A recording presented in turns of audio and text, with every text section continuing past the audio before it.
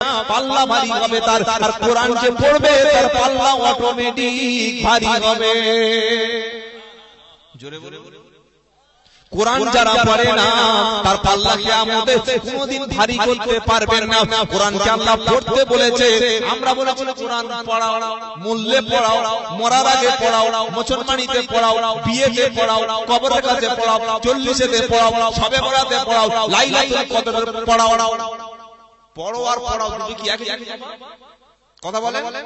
খাও আর খাও দুটো একই? একই না। আল্লাহ বলছে পড়ো। কোথায় আছে? নবী সাল্লাল্লাহু আলাইহি ওয়াসাল্লাম 40 বছর 11 দিন বয়স হলো, নবী হেরা গুহায় বসে বসে দুনিয়ার মানুষদেরকে তিনি নিয়ে ভাবছেন। হঠাৎ জিবরাইল আলাইহিস সালাম চলে আসলেন, এসে আল্লাহ নবীকে বললেন, ইকরা বিসমি রাব্বিকাল্লাযী খালাক। ইকরা মানে পড়ো না পড়াও। তাড়াতাড়ি বলেন। যারা আলেম আলেম জিজ্ঞাসা করে দেখুন, ইকরা মানে পড়ো। আল্লাহ নবী বললেন আমি পড়তে পারি না, আমি মাদ্রাসা মক্তব ইউনিভার্সিটি কোনো মক্তবে পড়ি নাই, ইউনিভার্সিটিতে যাই নাই, কলেজে যাই নাই, কোনো হুজুরের কাছে পড়াশোনা করি নাই, আমি পড়তে পারি না। জিবরাইল আবার নবীকে বললেন পড়ো। কোরআন শুরু হলো পড়া দিয়ে। কোন মৌলবী বলেছে বাপ মরে গেলে 40 দিনের মাথায় খানা করলে বাপ জান্নাতে চলে যাবে? মৃত্যু সময় মৌলবীকে থেকে পড়ালে তবে জান্নাতে যাবে। কোরআন বলছে তুই নিজে পড়বি, আর কোরআন পড়বে যারা, ফজরের পরে কোরআন পড়বে যারা, ইশার পরে কোরআন পড়বে যারা, কিয়ামতের দিন পাল্লাটা তার অটোমেটিক ভারী হবে। জোরে বলুন, কি দিয়ে পাল্লা ভারী করব?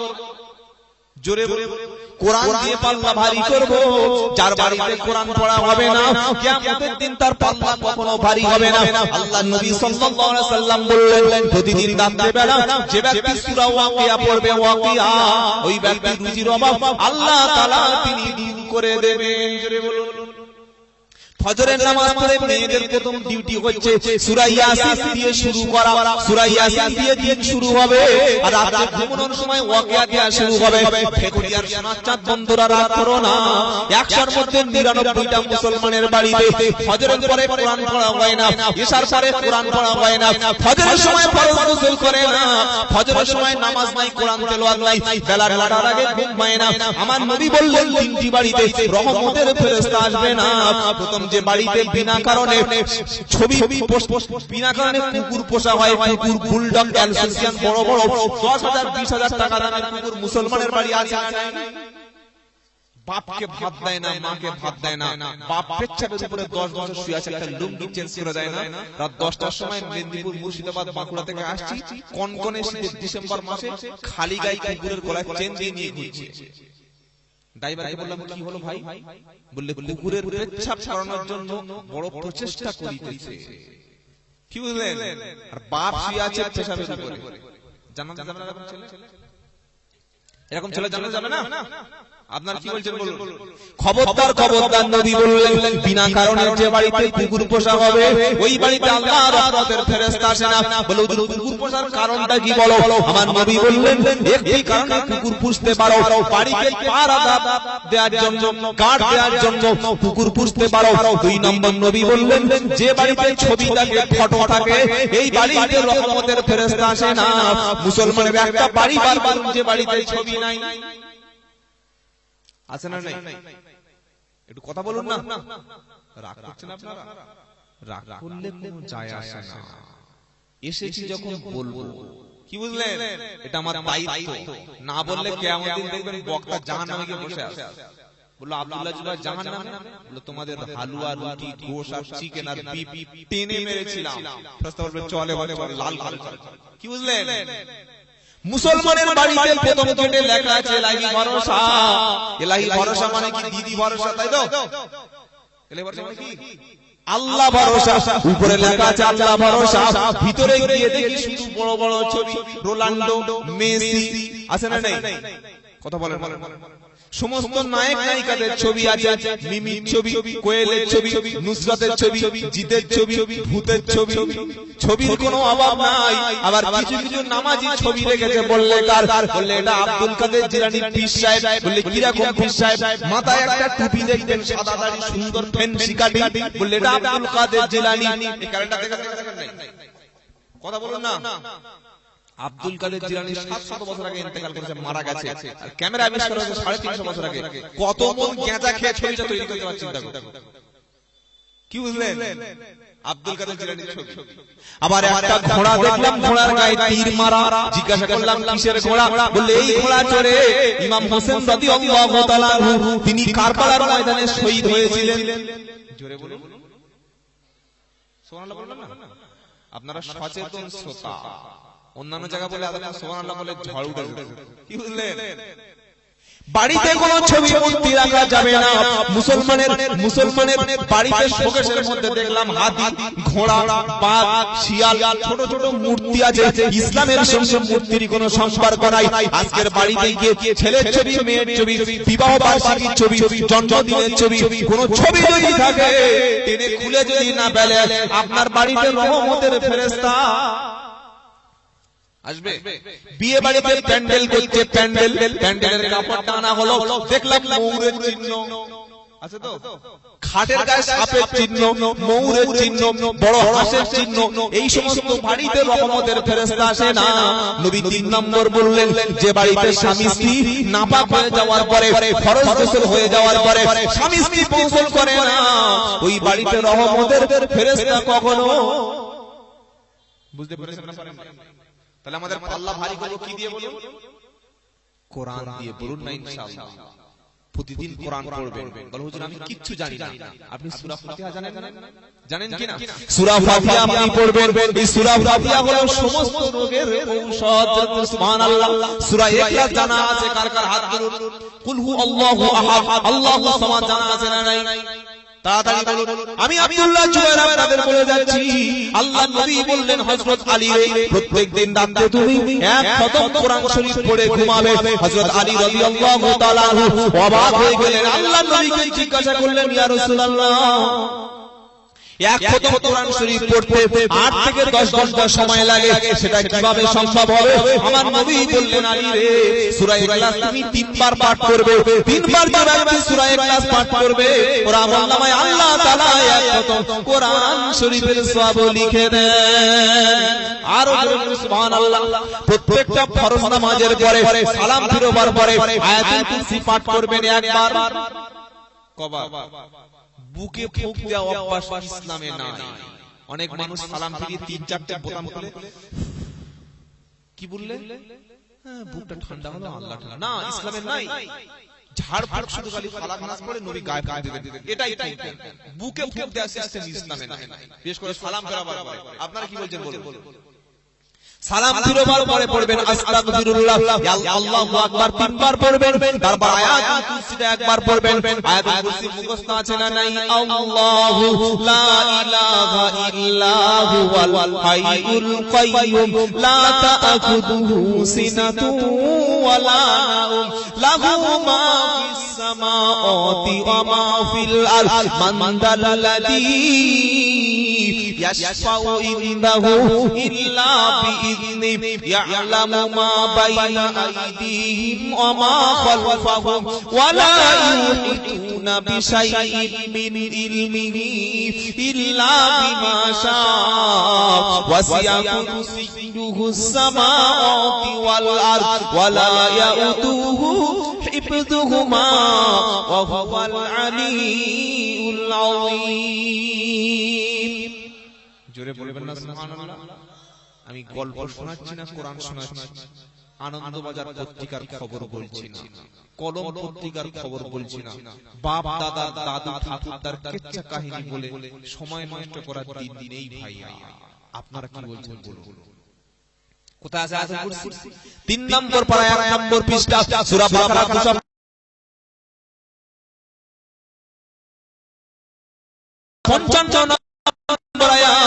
আয়াতুল কুরসি প্রত্যেকটা ফরজ নামাজের পরে পড়বেন। যদি বলেন আয়াতুল কুরসি পড়লে কি হবে, আমার নবীজি সাল্লাল্লাহু আলাইহি ওয়াসাল্লাম তিনি বললেন, যে ব্যক্তি প্রত্যেক ফরজ নামাজের পরে আয়াতুল কুরসিটা সালাম ফিরবার পরে পড়বে, ওই ব্যক্তি শুধু মৃত্যুর পরে আল্লাহর জান্নাতে চলে যাবে। জান্নাতে যাওয়ার জন্য একটা রাস্তা বন্ধ থাকবে, সেটা হচ্ছে মৃত্যু। প্রত্যেক ফরজ নামাজের পরে সালাম ফিরবার পরে যে ব্যক্তি আয়াতুল কুরসি তেলাওয়াত করবে, ওই ব্যক্তি ইন্তেকালের সাথে সাথে আল্লাহ তাআলা তার জন্য জান্নাতের দরজা খুলে দেবে। কটা আমল বললাম? কটা আমল বললাম আপনার মনে আছে? প্রথম বললাম সূরা ইখলাস, শোয়ার সময় প্রতিদিন কবার? 3 বার। আর কি বললাম? আয়াতুল কুরসি, পাল্লা ভারী হবে। আর কি পড়বেন? 100 বার করে তাওবা পড়বেন, আস্তাগফিরুল্লাহ আল্লাযী লা ইলাহা ইল্লা হুয়াল হাইয়ুল কাইয়্যুম ওয়া আতুবু ইলাইহি। যে আস্তাগফিরুল্লাহ মনে আছে সেটাই পড়বেন। কেন পড়বেন? আল্লাহ নবীজি সাল্লাল্লাহু আলাইহি সাল্লাম তিনি বলেন আমি প্রতিদিন 100 বার করে তওবা করি। সাহাবারা জিজ্ঞাসা করলেন ইয়া রাসূলুল্লাহ হাবিবাল্লাহ, হুজুর আপনার সমস্ত গুনাহ আল্লাহ তাআলা maaf করে দিয়েছেন, কেন তওবা পড়েন? নবীর কোনো গুনাহ নাই, তাও নবী 100 বার তওবা করছে। আমরা যারা বসে আছি গুনাহ আছে না নাই? কার কার গুনাহ নাই দেখি ভালো করে ভেবে হাত তুলুন। সবাই গুনাহগার, আমরা সবাই পাপী। পাপী তো সবাই পাপী। গোপনে কি সর্বনাশের লোকের করি একমাত্র আল্লাহ জানে। শুধু মাথায় টুপি দিয়ে বসে আছে ফেরেশতার মতো, কি বুঝলেন? একদম এটা তো প্রথমেই বলেছিল, একটা চেয়ারে গেলে কিনা চাটা একটু মাঝে মাঝে 10 মিনিট পর করে দিতে হবে, কি বুঝলেন? একটা লোক একটা ঘোড়া পুজো বুঝলেন, একটা গল্প করি তবে মানুষের ফাঁকিটা বুঝবেন। ঘোড়া পুজো তো ঘোড়া কি খায়? ভাদা পান্তা খায় নাকি? কি খায়? ঘাস খায়, খড় খায়, ভুসি খায়, ছোলা খায়, বাদাম খায়, ফেলি খায়, লাল মিষ্টি খায়। তো লোকটা প্রথমে সবুজ ঘাস খুব খাইয়েছে বুঝলেন। লকডাউনের পরে বাইরে বেরোতে পারছে না, ঘাসও কাটতে পারছে না। ভাবে এখন কি খাওয়াই? খুব বুদ্ধিমান লোক বুঝলেন, চশমার দোকানে গিয়ে একটা সবুজ কাঁচের সবুজ গ্লাসের চশমা কিনে এনে দড়ি দিয়ে পিছনে একবার সেই বয়স্কদের মতো বেঁধে দিয়েছে ঘোড়া। এইবার শুকনো শুকনো ঘাস দিচ্ছে, শুকনো খড় দিচ্ছে, ঘোড়া মনে করলো সবুজ ঘাস, বুঝলেন তো? একবার বিসমিল্লাহ বলে চালিয়ে দিয়েছে। কি বুঝলেন কিভাবে মানুষ ফাঁকি দিচ্ছে বুঝতে পারছেন? তো আমাদের মুসলমানদের মধ্যে কিছু কিছু মুসলমান আছেন নামাজ রোজা কিচ্ছু নাই, তাসবিহ তাহলিল কিচ্ছু নাই, কোন জায়গায় ইসলামিক প্রোগ্রাম হলে কেউ মারা গেলে খানা বাড়িতে সঙ্গে সঙ্গে মাথায় একটা টুপি পরিয়ে একবার ফেরেশতা দেখে মনে করবে কোত্থেকে এসেছে, মদিনা থেকে নাকি দেওবন্দ থেকে নাকি ফুরফুরা থেকে নাকি আজমির থেকে। ফেরেশতা কনফিউজ হচ্ছে ধরবো কোথায়। তবে আপনারা যারা এসেছেন নিশ্চয়ই ভালো মানুষ, টুপি মাথায় একবার উঠেছে, এই টুপি আর খুলবেন না বলুন ইনশাআল্লাহ।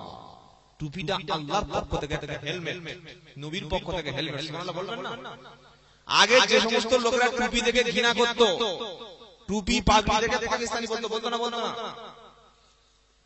আর আমাদের মুসলমানদের একটা ভালো নাম আছে বুঝলেন, মৌলবাদ বলে তো, জঙ্গি, এরা পাকিস্তানের সমর্থক। তবে আলহামদুলিল্লাহ এই করোনা ভাইরাস আসার পরে এখন সমস্ত জাতের মানুষ মুখে মাস্ক, মাথায় একটা সবুজ টুপি টেনে বেঁধে পড়েছে, দেখেছেন না? দেখেন কথা বলে না, চুপচাপ হয়ে গেছে। আল্লাহ বলছে এসব করবি না। মুসলমানদের টুপি এমন কাজ করিয়ে দেবো মুখ দেখাতে পারবি না।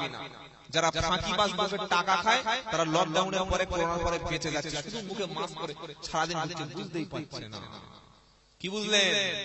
তাই মৌলবাদ জঙ্গিবাদ যাই বলুক, আমরা আল্লাহর রাসূল এবং আল্লাহর কোরআন নিয়ে থাকবো, জোরে বলুন ইনশাআল্লাহ। বিপিল বিদ্রোহী মৌলবাদী কেন জঙ্গিবাদী? মুসলমানদেরকে জঙ্গিবাদ বলা হচ্ছে। মুর্শিদাবাদে গত 2 মাস আগে কয়েকজন শ্রমিক তারা কাজ করতে গেল, বাড়ি ফিরে এসে সেফটি ট্যাঙ্ক বানাচ্ছে, বাথরুমের নিচে চেম্বার বানাচ্ছে সেফটি ট্যাঙ্ক। বেঈমান পাঁচাটা কুকুর মিডিয়া, শুকর মিডিয়া গুলো বলল সেফটি ট্যাঙ্কে তারা নাকি বোমা বানায়। এই সেফটি ট্যাঙ্কের সুরঙ্গের সঙ্গে পাকিস্তানের হাত আছে। কথাটা বানিয়ে বলছি না ঠিক বলছি বলুন? সমস্ত মুসলমানরা চুপচাপ প্রতিবাদ করলাম না, মিডিয়া তাদেরকে বলে দিল এরা জঙ্গি। আমার নাম মোহাম্মদ আব্দুল্লাহ জুবায়ের শেখ, বক্তব্য করলাম, লাভ 12 টাকা একটায়, খেয়ে চলে যাচ্ছি। হঠাৎ এখান থেকে সেই 100 কিলোমিটার 50 কিলোমিটার দূরে বসিরহাট থানার সামনে গাড়ি চেক করতে বলে গাড়ির পিছনে ডিগি তুললাম। পুলিশের হাতে ছিল একটা দুনলা বন্দুক। আমি গাড়ির সামনে বসে আছি, ফট ফট দিল 50 থেকে 60 গ্রাম, 150 গ্রাম, 200 গ্রাম, 500 গ্রাম গাঁজা দিয়ে দিল। দিয়ে বলল স্যার এই বন্দুক কেন? বললাম হোয়াট কি বলছেন আপনি?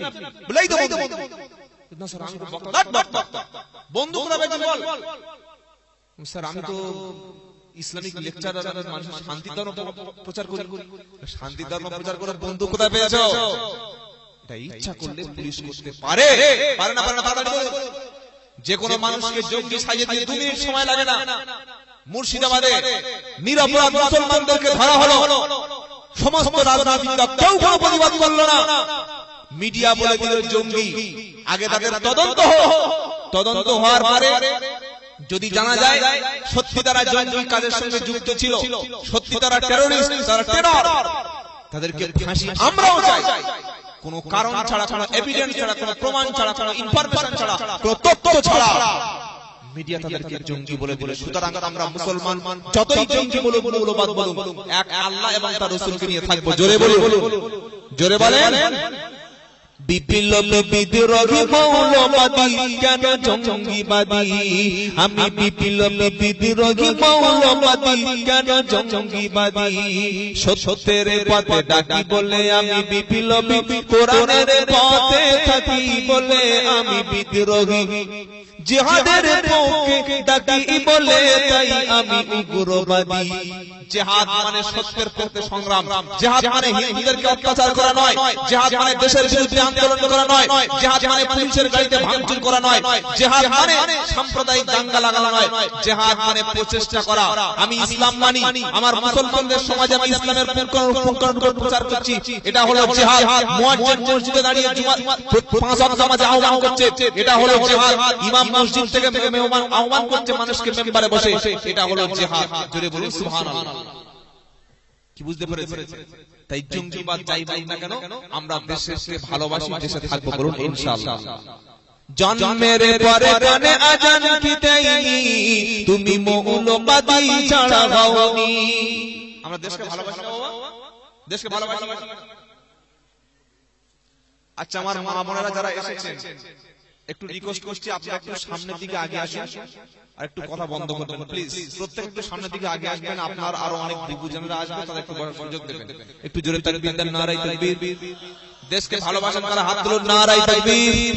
আলহামদুলিল্লাহ। যতই পাকিস্তানে পাঠাবার চেষ্টা করুক, এই দেশের জন্মেছি আমরা কোরআন নিয়ে বাঁচবো ইনশাআল্লাহ। তাই আমাদের বলে মৌলবাদ। শুনে রাখুন কবিতাটা।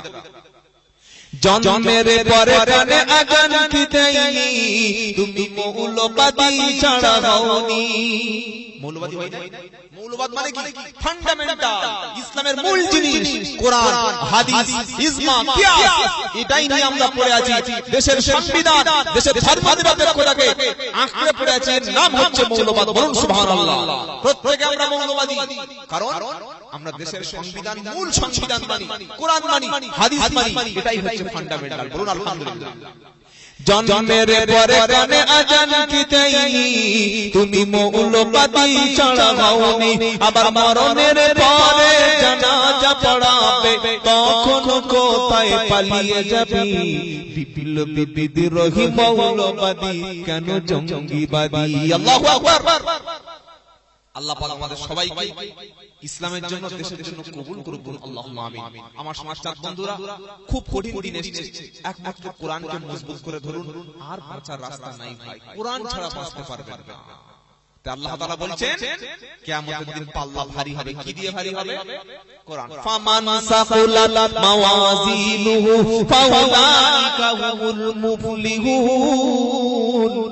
যার পাল্লা ভারী হবে সেই ব্যক্তি একমাত্র সফল হবে। ওয়া আমান খাফাফাত মাওয়াজিনুহু ফাউলাইকাল্লাযীনা খাসিরু আনফুসাহুম ফি জাহান্নাম খালিদুন। কিছু মানুষের পাল্লা হালকা হবে, নেকি পাল্লাটা হালকা হয়ে যাবে, সব গুনাহগুলি একদিন উঠে যাবে। আর যার পাল্লা হালকা হবে সেই ব্যক্তি নিজের ক্ষতি নিজে করেছে। আমরা যদি ফজরের নামাজ না পড়ি, আমরা মানুষকে হত্যা যদি করি, সুদ যদি আমরা খাই, ঘুষ যদি আমরা খাই, মিথ্যা কথা যদি বলি, এর জন্য আমি দায়ী না মসজিদের ইমাম সাহেব? জোরে বলুন না বক্তা দায়ী? কথা বলেন না? না আমির সাহেব দায়ী, না পীর সাহেবরা দায়ী, না নবীরা দায়ী, কেউ দায়ী নেবে না। নিজের পাপের বোঝা নিজেকে বহন করতে হবে। আর কিয়ামতের দিন জাহান্নামীদের সামনে এই কথাটা জিজ্ঞাসা করা হবে। বলে কি জিজ্ঞাসা করা হবে বলো? কোরআন বলছে ওযু থাকলে এবার আমার নিয়ে মসজিদের মধ্যে গিয়ে খোলো ওয়াসিফাল্লাযীনা কাফারু ইলা জাহান্নামা যুমারা হাত্তা ইযা জাআহা ফুতিহাত আবওয়াবুহা ওয়া ক্বালা লাহুম খাযানাতুহা আলাম ইয়াতিকুম রুসুলুম মিনকুম ইয়াতলুনা আলাইকুম আয়াতি রাব্বিকুম ওয়া ইউযিরুনাকুম লিকা ইয়াউমিকুম হাযা। 24 নম্বর পারা সূরা নূর সূরা জুমার 71 নম্বর আয়াতে বাম দিকের পৃষ্ঠার উপর থেকে 5টা লাইন নিচে আমার আল্লাহ পাক শুনিয়ে দিচ্ছে ওয়াসিফাল্লাযীনা কাফারু ইলা জাহান্নামা যুমারা। কাফির বেঈমান মুশরিক জাহান্নামীদেরকে কিয়ামতের দিন ফেরেশতারা হাঁকিয়ে হাঁকিয়ে জাহান্নামে নিয়ে চলে যাবে। গ্রামে চোর যখন ধরা পড়ে, ডাকাত যখন ধরা পড়ে, জঙ্গি যখন ধরা পড়ে, দেশদ্রোহী যখন ধরা পড়ে, যখন একটা বদমাশ ধরা পড়ে, অ্যান্টি সোশ্যাল ব্যক্তি যখন ধরা পড়ে, পুলিশ তাকে চা খেতে খেতে নিয়ে যায় না পিছনে পাটা মারতে মারতে লাল চা দেয় নাকি? পুলিশ ধরেছে একটা বড় খুনি, বলছে কি খাবেন স্যার? লাল চা না দুধ চা? বলে তো কথা বলে কি দেয়? লাঠির চা। কত খাবি খা। আল্লাহ বলছেন কিয়ামতের দিন পাটাম দিতে দিতে হাঁকি হাঁকি এই চল চল জাহান্নামে নিয়ে যাব। যাওয়ার সাথে সাথে কি হবে? হাত্তা ইযা জাউহা ফুতিহাত আবওয়াবুহা। যাওয়ার সাথে সাথে জাহান্নামের দরজা খুলে গেছে। বলুন নাউজুবিল্লাহ।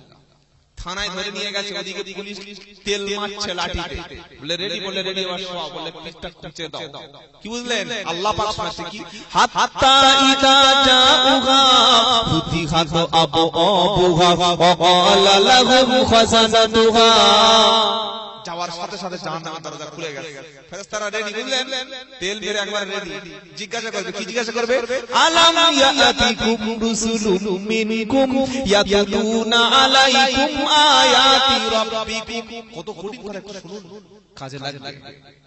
জিজ্ঞাসা করবে ফেরেশতারা, আলাম ইয়াতিকুম রুসুলুম মিনকুম। আহা, তোদের কাছে আল্লাহর পক্ষ থেকে, এখানে রাসূল মানে দূত, মেসেঞ্জার, রিপোর্টার, পয়গম্বর, নবী, আম্বিয়া এসেছিল না? দিনের দায়রা ছিল না? মসজিদ থেকে দিনের দাওয়াত দেয়া হতো না? হাজার হাজার নবী প্রেরণ করেছিলাম। শোনো নাই কথা? কেউ আসে নাই? আর দ্বিতীয় কি? ইয়াতুলুনা আলাইকুম আয়াতি রাব্বিকুম। আমার আয়াতগুলো তেলাওয়াত হতো না বাবা? কোরআনের মজলিসে, দিনের মজলিসে আয়াত তেলাওয়াত হতো না? ওয়া ইউযিরুনাকুম লিকা ইয়াউমিকুম হাদা। কিয়ামতের দিন আমার সাথে মিলতে হবে, সাক্ষাৎ করতে হবে। আমি আল্লাহ তোমার পার্সোনাল ইন্টারভিউ নেব। এটা বলতো না কেউ? জাহান্নামীরা কি বলবে? ক্বালু বালা। অফকোর্স, অবশ্যই এসেছিল, বলেছিল, কোরআন শুনিয়েছিল, আমরা বিভ্রান্তির মধ্যে ছিলাম। বলুন নাউজুবিল্লাহ। আল্লাহ তাআলা সেদিন বলবেন যার ওজন কমে গেছে ওর কি হবে? পরে তালফাহু উজুহাহুম নার ওয়া হুম ফিহা কালিমুন। যার নেকিটা কমে যাবে তার মুখটাকে পুড়িয়ে দেবে। মুখ যখন পোড়া হবে স্ত্রী চিনতে পারবে না, ছেলে চিনতে পারবে না এটা আমার বাবা। মুখটাকে আগুন দিয়ে ঝলসে দেবেন কে? আল্লাহু আকবার। আল্লাহ পাক আমাদের মুখকে যেন সেদিন হাস্যোজ্জ্বল নূরানি চেহারা রাখে। জোরে বলুন না আল্লাহুম্মা আমিন। জোরে বলুন আল্লাহুম্মা আমিন। মুখ মুড়িয়ে দেবে বাবা। মুখটা বড় পবিত্র জিনিস। কি বুঝলেন? মুখ যদি না পড়াতে চান, আজ থেকে তওবা করে বাড়িতে ফিরে গিয়ে রাত্রিবেলা তাহাজ্জুদে কাঁদুন আর কেঁদে বলুন, আল্লাহ আমি তো বড় পাপী, আমি জিনা করেছিলাম, চুরি করেছি, মদ খেয়েছি, মসজিদ বাড়ির পাশেই আযান হয়েছে, আল্লাহ উঠি নাই, তুমি আমার ক্ষমা করো। আল্লাহ পাক বললেন রাত্রিবেলা যারা কাঁদবে আর বলবে আমি তাদের সবাইকে ক্ষমা করে জান্নাতে দিয়ে দেব। সুবহানাল্লাহ। আর যারা অপরাধ করে তাদের কোনোদিন ঘুমোতে পারে? আপনার বিরুদ্ধে থানায় যদি একটা কেস থাকে, ঘুমটা ভালো হবে না খারাপ হবে? দুটো মামলা যদি থাকে, ঘুমটা ভালো হবে না খারাপ হবে, খাওয়াটা বেশি হবে না কম হবে, তিনটি কেস যদি থাকে, আপনার কি গোসল করতে, বিবির কাছে বসতে, গল্প করতে, হাসতে, ব্যবসা বাণিজ্য করতে, চাকরি করতে, দোকান মাকান করতে, ছেলে মেয়ের সঙ্গে সময় কাটাতে কি ভালো লাগবে? জোরে বলুন না, ভালো লাগবে? আমার কথা বুঝতে পারছেন আপনারা? এটা হচ্ছে দুনিয়ার থানা, দুনিয়ার পুলিশ স্টেশন। আপনার বিরুদ্ধে কেস এসেছে, প্রথম একটা কেস ঘুম নাই, দুটো কেস খাবার নাই, তিনটে কেস গোসল নাই, চারটে কেস পাগল হয়ে গেছে, আছে না? ছুটছে কি করে বাংলাদেশে পালায়, অথচ এই কেসে জামিন হবে, জেল থেকে পার হওয়া যাবে। বক্তব্য শুনবেন, ভাববেন, আর আল্লাহর কাছে কেস। যেই বান্দা ফজরের নামাজ কাজা করলো, সঙ্গে সঙ্গে বান্দার আমলনামায় একটা কেস লেখা হয়ে গেল। যেই বান্দা রমজান মাসে রোজা ছেড়ে দিল, ডবল কেস লেখা হয়ে গেল। যেই বান্দা মিথ্যা কথা বলল, সঙ্গে সঙ্গে আরো একটা কেস লেখা হয়ে গেল। যেই বান্দা নিজের স্ত্রী ছাড়া অপর কোনো হারাম অবৈধ স্ত্রীর দিকে তাকিয়ে থাকলো, ওর নামে আরো একটা কেস লেখা হলো। যেই বান্দা বন্ধনের খাতায় নাম লিখিয়ে দিল, সুদের খাতায় নাম লিখিয়ে দিল, চুরির খাতায় নাম লিখিয়ে দিল, ডাকাতির খাতায় নাম লিখিয়ে দিল, তার আমলনামায় সঙ্গে সঙ্গে 5টি কেস উঠে গেল। জামিন দেবেন আপনাদের কোন থানা? স্বরূপনগর নাকি? স্বরূপনগর থানায় গেলে জামিন হবে, 1 লাখ টাকা দিলে জামিন হবে, বন থেকে আলিপুর থেকে। আর আল্লাহ তাআলা বলছে, বান্দা চুরি করেছিস, মদ খেয়েছিস, মিথ্যা কথা বলেছিস, নিজের স্ত্রী রেখে অন্য স্ত্রীর কাছে তার সঙ্গে সহবাস করেছিস, জেনা ব্যভিচার করেছিস, বান্দা আমি আল্লাহ স্বরূপনগর থানায় যেতে বলবো না, আমার কাছে জামিন নেওয়ার জন্য কোথায় যেতে হবে না, রাত যখন গভীর হবে আমার কাছে চলে আসবি। একটা পার্টি যদি বল, তৃণমূল পার্টি বললে না, ও তো জামিন দিতে পারবে না, বললে কংগ্রেসের রাহুল গান্ধী পারবে, আমাদের অদিত বাবু, মান্নান বাবু বলে ওরা জীবনে পারবে না, বলে দিলীপ বাবু বিজেপির বললে ওমাল চলবে না, বলে তৃণমূলের দিদি পারবে, নবান্নে বসে বললে পারবে না, বলে সিপিএম এর কে পারবে, সূর্যকান্ত মিশ্র পারবে, বলে না না না পারবে না। জিজ্ঞাসা করলাম আল্লাহ জামিন কে দেবে বলো? আল্লাহ বললে একটা পার্টিতে দাঁড়ালে জামিন হবে, সেটা হলো নামাজের পার্টি। জোরে হবে না সুবহানাল্লাহ? জামিন হয়ে গেল, বুঝলেন? বল আল্লাহ জামিন যখন হয়ে গেল, 7টা কেস এগুলি আমি উইথড্র করব কোথায়? মনে রাখবেন, আপনার বিরুদ্ধে থানায় যদি কেস হয়, জামিন হয়ে যাবে, থানায় একটা ব্ল্যাক লিস্ট রয়েছে, ক্রিমিনাল চার্ট রয়েছে, ঠিক বলছি না ভুল বলছি? যে অপরাধীদের লিস্ট, জামিন হবে কিন্তু অপরাধীর লিস্ট থেকে নাম যাবে না। আর আল্লাহ কি বলছেন? আল্লাহ বলছে, বান্দা সারা জীবন গুনাহ করলি, মদ খেলি, নামাজ পড়লি না, বেপরদার সঙ্গে চললি, স্ত্রীকে কষ্ট দিলি, স্বামীকে কষ্ট দিলি, কোন এক রাতে বেলা তাহাজ্জুদের নামাজে যদি আমার কাছে চলে আসিস, আমি আল্লাহ জামিন তো দিয়েই দেব, আবার ওই ব্ল্যাক লিস্ট থেকে নামটা আমি কেটে মুছে দেব। হুজুর কল্পনায় দলিল কি আছে বার করো, রাত 12টার সময় গল্প আর চলবে না। ইল্লা মান তাবা ওয়া আমানা ওয়া আমিলা আমালান সালিহা ফাউলাইকা ইউবাদদিলুল্লাহু সাইয়্যাতিহিম হাসানা ওয়া কানা আল্লাহু গফুরুর রহিমা। 19 নম্বর পারা 2 নম্বর লাইন 70 নম্বর আয়াত বাম দিকের পৃষ্ঠা সূরা ফুরকান। আর আল্লাহ পাক বলছে, অপরাধীর মধ্য থেকে তওবা করবে যারা, আমি আল্লাহ আমার উপরে ঈমান আনবে যারা, ঈমান আনার পরে নেক কাজ করবে যারা, আমলে সালেহ করবে যারা, ভালো কাজ যারা করবে, ওদের আমলনামার সমস্ত গুনাহগুলি আমি আল্লাহ সব মুছে দেব। আর যতগুলি গুনাহ করেছিল সব গুনাহগুলি আমি আল্লাহ নেকি দিয়ে পূরণ করে দেব। তার নাম হলো আল্লাহ। জোরে জোরে সুবহানাল্লাহ। একটাবার ভাবুন তো, কিয়ামত দিন আমলনামা ভারী করতে পারবো কিনা? আল্লাহ জানা কিয়ামত দিন আমাদের প্রত্যেকের আমলনামা ভারী করার তৌফিক দান করুন, আমিন। নবী বললেন, আয়েশা, ওই আমলনামা যেদিন ওজন হবে আমি কিচ্ছু করতে পারবো না, শুধু দেখবো আমার উম্মতের আমলনামা ভারী হচ্ছে না হালকা হচ্ছে। ওই জায়গা ছেড়ে গেল। দ্বিতীয় জায়গা কোনটা বলেছিলাম? দ্বিতীয় জায়গা বলেছিলাম আমলনামা ডান হাতে আসবে না, বাম হাতে আসবে। আমলনামা মানে ধরতে পারেন আপনার কাজের হিসাব। 100 দিনের কাজ আপনারা করেন, জব কার্ড হয়েছে আপনাদের? হ্যাঁ, টাকা পয়সা সব পাচ্ছেন ঠিক মতো নাকি? আপনাদের এখানে আমদান হয়েছে তো? টাকা পয়সা পেয়েছেন? পেয়েছেন? বলেন না। কি অবস্থা দেখো, আমফান হলো টাকা পায় নাই, আমফান হয়েছে গরিব মানুষদের ঘরের উপরে। কালকে না আজকে বলছিল একজন আমফানের টাকা এমন বলে খুব ভালো হয়েছে আমফান, টাকা পয়সা বলে টাকা পয়সা প্রধান সাহেব পেয়ে 3 তলা ছাদ ফেলে নিয়েছে। সুবহানাল্লাহ, কি বুঝলেন? আমফান গরিব মানুষের ছাদ নাই, প্রধানের 3 তলার উপরে ঘর। আর আল্লাহ পাক বলছে কিয়ামত দিন যে কি কায়দা তোকে মার হবে তুই বুঝতে পারবি না, ছাল ছাড়িয়ে নিয়ে দেব। খবরদার, গরিব মানুষের টাকা মারা যাবে না। রাজনীতি আপনি করুন ভালো কাজ, রাস্তা ঢালাই রাস্তা করতে গিয়ে চুরি করবেন না। ঘর দেওয়ার নাম করে 20,000 নেওয়া যাবে না। সরকার টাকা দিচ্ছে জনগণের ট্যাক্স থেকে। মমতা ব্যানার্জি আসুক আর দিদির ঘোষণা সরকার অদিত বাবু আসুক আর যেই আসুক, কারণ বাপের টাকায় দেয় না, গরিব মানুষের টাকা। বিশ্ব নবী তিনি রাষ্ট্রপতি ছিলেন, তিনি গরিবের হক প্রাপ্য দিয়েছেন। জোরে বলুন না সুবহানাল্লাহ। আমাদের প্রাপ্য তুমি দেবে না? খবরদার আমার সমাজটার বন্ধুরা, কাজের হিসাব দিতে হবে। আল্লাহ পাক বলছেন কিয়ামতের দিন নামাজি ইমানদার মুমিন ব্যক্তির আমলনামা ডান হাতে আসবে সামনের দিক থেকে, আর বেঈমান মুশরিক ইসলাম দেখলে গা চুলকায় জ্বালা করে মুসলমানদের জিহাদি বলে, এদের আমলনামা আসবে বাম হাত দিয়ে পিছন থেকে। আমাদের কোন হাত? জোরে বলুন সুবহানাল্লাহ। কোন হাত? ডান হাত। এই হাতে আমলনামা যখন আসবে, কোরআন শোনাচ্ছে ফাআম্মা মান উতিয়া কিতাবাহু বিয়ামিনিহি, যার আমলনামা ডান হাতে আসবে তখন কি হবে? ফায়াকুলু হাউমুকরাউ কিতাবিয়া। 29 নম্বর পারা সূরা আনকার 25 নম্বর আয়াত দিকের পৃষ্ঠার মিডল পয়েন্টের নিচে আল্লাহ পাক সাফ শুনিয়ে দিচ্ছে, বান্দা যার আমলনামা ডান হাত থেকে আসবে সামনে দিয়ে, তাকে বলা হবে ফায়াকুলু হাউমুকরাউ কিতাবিয়া, তোমার আমলনামা তুমি নিজে পড়ো। 100 দিনের কাজ করেছে, কাজের হিসাবটা মিলিয়ে নেব না তাড়াতাড়ি বলুন। কাজের হিসাব মিলিয়ে নেব না। 100 দিনের কাজ করে যদি 80 দিনের রোজগার দেয়, টাকা নেব না, চলে আসবো না, ছেড়ে দেব।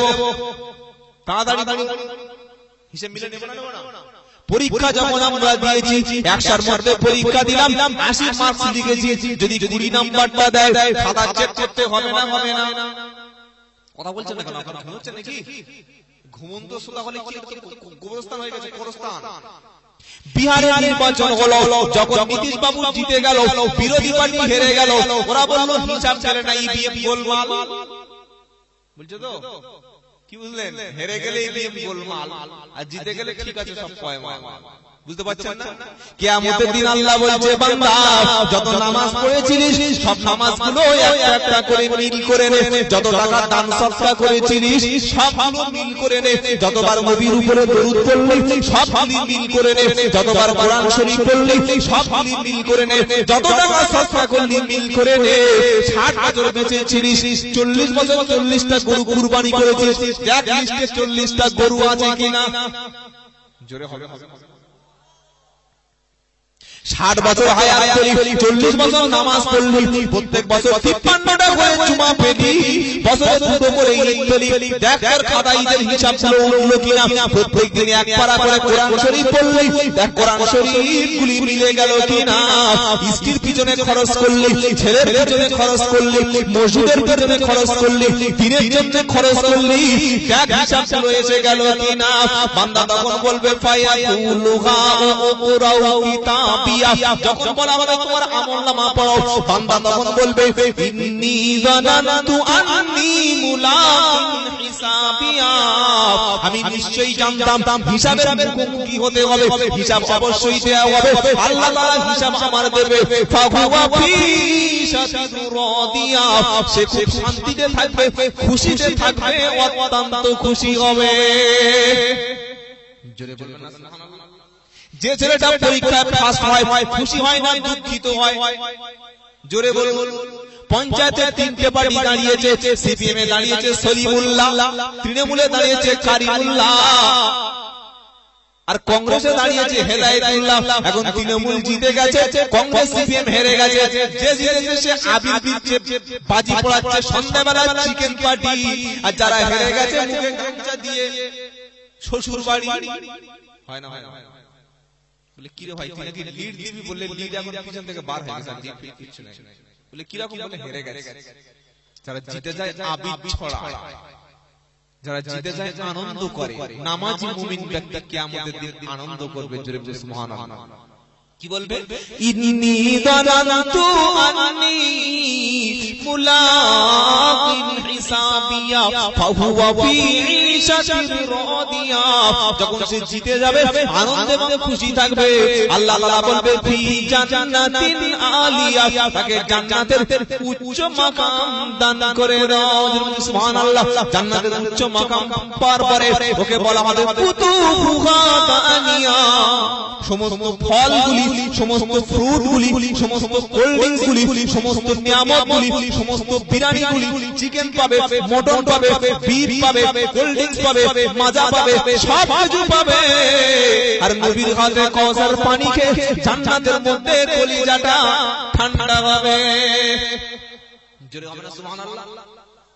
বলে হুজুর আর হুর পাবো না? হুর এখন অনেক দূর। কি বুঝলেন? হুর খুঁজছে। হুর খোঁজার জন্য জওয়ান বয়সটা লাগাতে হবে ইসলামের পিছনে। জোরে বলুন না সুবহানাল্লাহ। ইসলামের জন্য সবচাইতে বেশি অবদান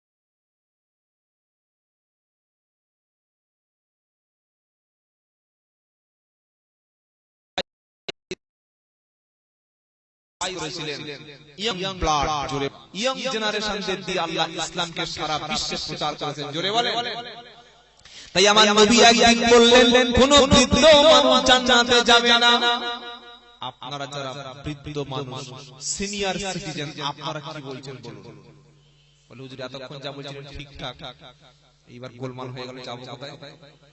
একে 21 আসলে বিজেপিতে এনআরসি করে ওপারে বাংলাদেশে পার করে দিবেন, ফের আপনি বলছেন বুড়া জানাতে যাবে না। আমি বলি নাই, 1400 বছর আগে নবী বলে গেছেন, আমি অনুবাদক। আপনারা কি বলছেন বলুন? যাবে না? না যাবে না।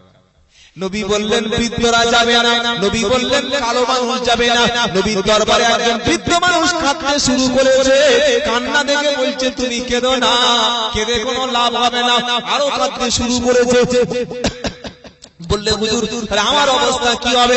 নবী বললেন বৃদ্ধ মানুষ জান্নাতে যাবে না, যাবে না আমি বলতে পারবো না। আরো কাঁদতে শুরু করেছে। নবী বললেন বৃদ্ধ কানে শুনতে পাও না? জান্নাতে গিয়ে হুরেরা যখন পিছন থেকে ডাকবে বলবে আই লাভ ইউ, চলে এসো, তখন শুনতে পাবে না। হুরেরা যখন আনন্দ ফুর্তির জন্য ডাকবে, এনজয় করতে ডাকবে, তখন বৃদ্ধ মানুষ দাঁড়াতে পারবে না, চলতে পারবে না, হাতে লাঠি। 80 বছরের বৃদ্ধ ছত্তা চাচার সঙ্গে 16 বছরের জ্যেষ্ঠ যদি বিয়ে দেওয়া হয় কেমন হবে? সংসার টিকবে তো? হাসছে সব বয়স্ক লোকরা মনে করছে আল্লাহ যদি একটা হয় খুব ভালো হয়। কি বুঝলেন? 80 বছরের ছত্তা চাচার সঙ্গে জ্যেষ্ঠার বিয়ে যেমন টেকে না, এরকম 80 বছরের বৃদ্ধের সঙ্গে হুরেরা কোনদিন একসঙ্গে কনজুগাল লাইফ লিড করবে না। তাই নবী বললেন জান্নাতে যাওয়ার আগে তোমাদেরকে 28 থেকে 33 বছরের যুবক বানিয়ে দেবে। বৃদ্ধ এইবার কান্নাটা থামিয়ে বলছি ইয়া রাসূলুল্লাহ ঠিক আছে। কি বুঝলেন? নবী বললে কানে শুনতে পাও না, ভূতের কথা কানের মধ্যে প্রবেশ করবে না। দাঁত তোমার মুখের মধ্যে একটাও নাই। মাছের মাথা কলিজা চিবিয়ে খেতে পারবে না। জান্নাতে গিয়ে খাবে ডাকি, লাঠি নিয়ে পথ চলো, ভূতের সাথে চলতে পারবে না। রাতে ঘুমালে ফুসফুস করে কাশো, হুরেরা মনে করবে করোনা রোগী। করবেটা কি জান্নাতে গিয়ে? সেজন্য আল্লাহ তাআলা যত বৃদ্ধ নামাজি মানুষ আছেন ইন্তেকাল করলে 28 থেকে 33 বছর যুবক করে পাঠাবেন। জোরে বলুন। মনোযোগ দেবে, তারপরে কি দেবে শুনে রাখুন। আবাশিরিল্লাযিনা আমানু ওয়া আমিলুস সলিহাতি আন্না লাহুম জান্নাতিন তাজরি মিন তাহতিহাল আনহার কুল্লামা রুজিকু মিনহা মিন সামারাতির রিজকা ক্বালু হাদাল্লাযী রুজিকনা মিন ক্বাবলু ওয়া উতু বিহি মুতাশাবিহা ওয়া লাহুম ফিহা আজওয়াজুন মুতাহহারাতু ওয়া হুম ফিহা খালিদুন। 1 নম্বর পারা 5 নম্বর লাইন 25 নম্বর আয়াত। সূরার নাম সূরা বাকারা। আল্লাহ পাক বলছে সুসংবাদ প্রাপ্ত হলো তারা আর ঈমান এনে নেক কাজ করেছে যারা। ওয়া আমিলুস সলিহাতি আন্না লাহুম জান্নাতিন তাজরি মিন তাহতিহাল আনহার। জান্নাতের মধ্যে তলদেশে, জান্নাতের তলদেশে কুলকুল করে ঝর্ণাগুলি বয়ে যাবে। আর জান্নাতি ব্যক্তিগুলি ওই সমস্ত পবিত্র খাবার খাবে। কিছু কিছু বেঈমান মুশরিক আছে বলে আল্লাহ কোরআনে জান্নাতের লোভ দেখিয়ে মদ খাওয়ার কথা বলেছে। কোরআনে মদ আছে না নাই? কোরআনে যে মদটা খাওয়ানোর কথা বলা আছে সেটা কি দুনিয়ার এই সমস্ত পচা মাল, বাংলা বিয়ার এই সমস্ত মাল নাকি? এ তো খেয়ে আন্ডারপ্যান্ট খুলে পড়ে থাকলে টের পায় না। কি বুঝলেন? একটা জলসা থেকে আসছে সেই একদম সাগর, সাগর জানেন? আরে সাগরের মেলা হয় জানেন না? কোটি কোটি টাকা আমাদের মুখ্যমন্ত্রী মমতা ব্যানার্জি খরচ করছে সাধু সন্ন্যাসীদের, অসুবিধা নাই, আমাদের চাকরি না দিলেই হবে। কি বুঝলেন? আমাদের চাকরি দরকার হয়, ভিক্ষা দরকার নাই, কুকুরটা থাকা। তো যাই হোক, ওখান থেকে আসছে রাত 12টার সময়, বারাইপুরের কাছে এসেছি, গাড়ির লাইট পড়েছে, হেডলাইট। আমি বললাম তাড়াতাড়ি বন্ধ কর বাবা, পুরো ফুল লোড হয়ে আছে, একদম উলঙ্গ, ফুল উলঙ্গ। আউযুবিল্লাহি মিনাশ শাইতানির রাজিম। পরে দেখা গেল মালটা মদ খেয়ে পড়ে আছে রাস্তা। ছি ছি ছি ছি, মুসলমান মদ খায় বাবা? হ্যাঁ, আপনাদের ভেগুড়িয়ায় মুসলমান মদ খায় আছে? কম আছে। গাঁজা খায়? নাউজুবিল্লাহ, সব মদ খায় গাঁজা খায় কিন্তু বলা যাবে না, অনেক রাস্তা যেতে হবে।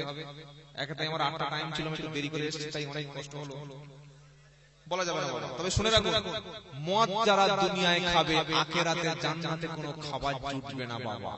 মৃত্যুর সময় ঈমান নসিব হবে না।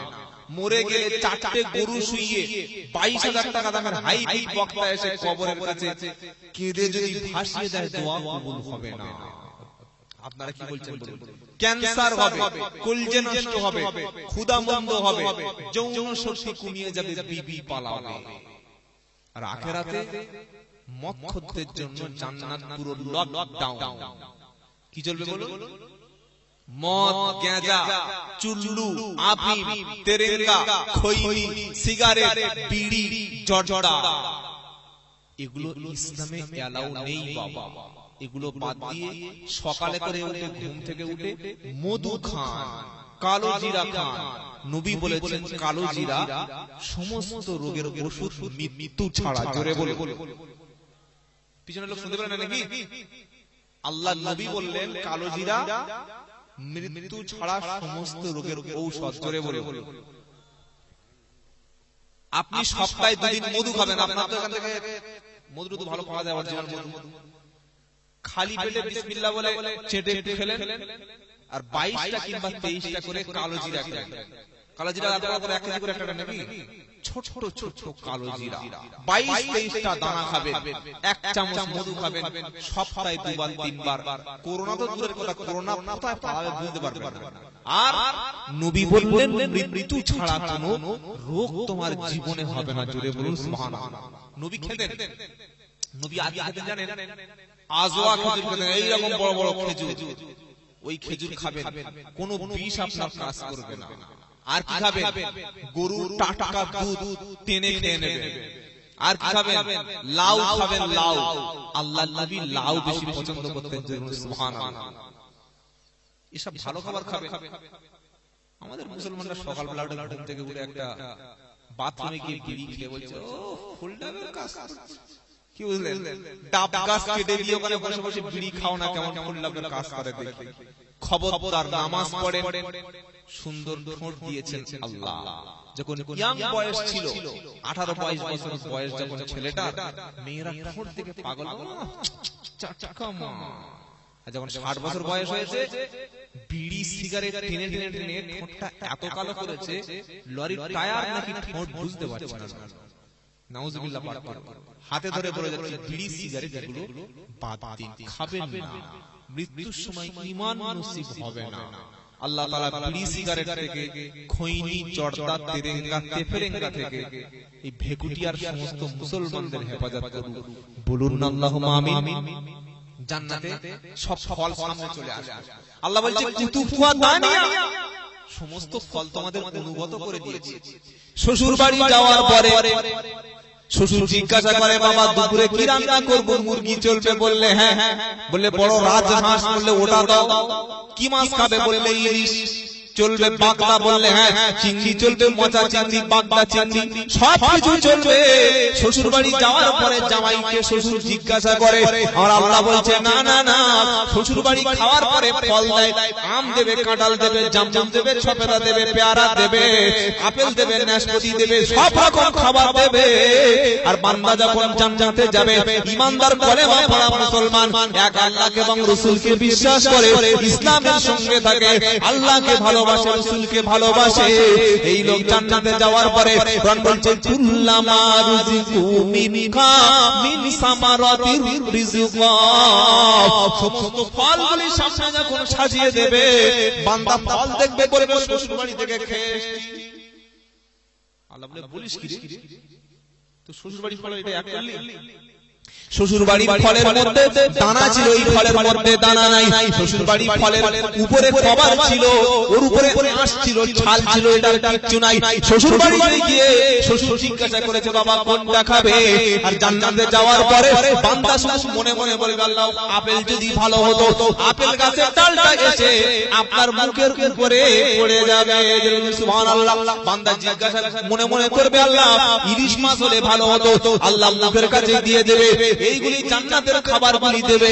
আর তারপরে আল্লাহ পাক বলছেন ও আজওয়াজু মুতাহহারা, পবিত্র সঙ্গিনী দেয়া হবে। আমার সাথে বন্ধুরা যে কথা বলছিলাম, ইসলামের বিরুদ্ধে একটা অপবাদ আছে যে মুসলমানদের আল্লাহ কোরআনের মধ্যে মদের লোক দেখিয়ে নামাজি বানাচ্ছে।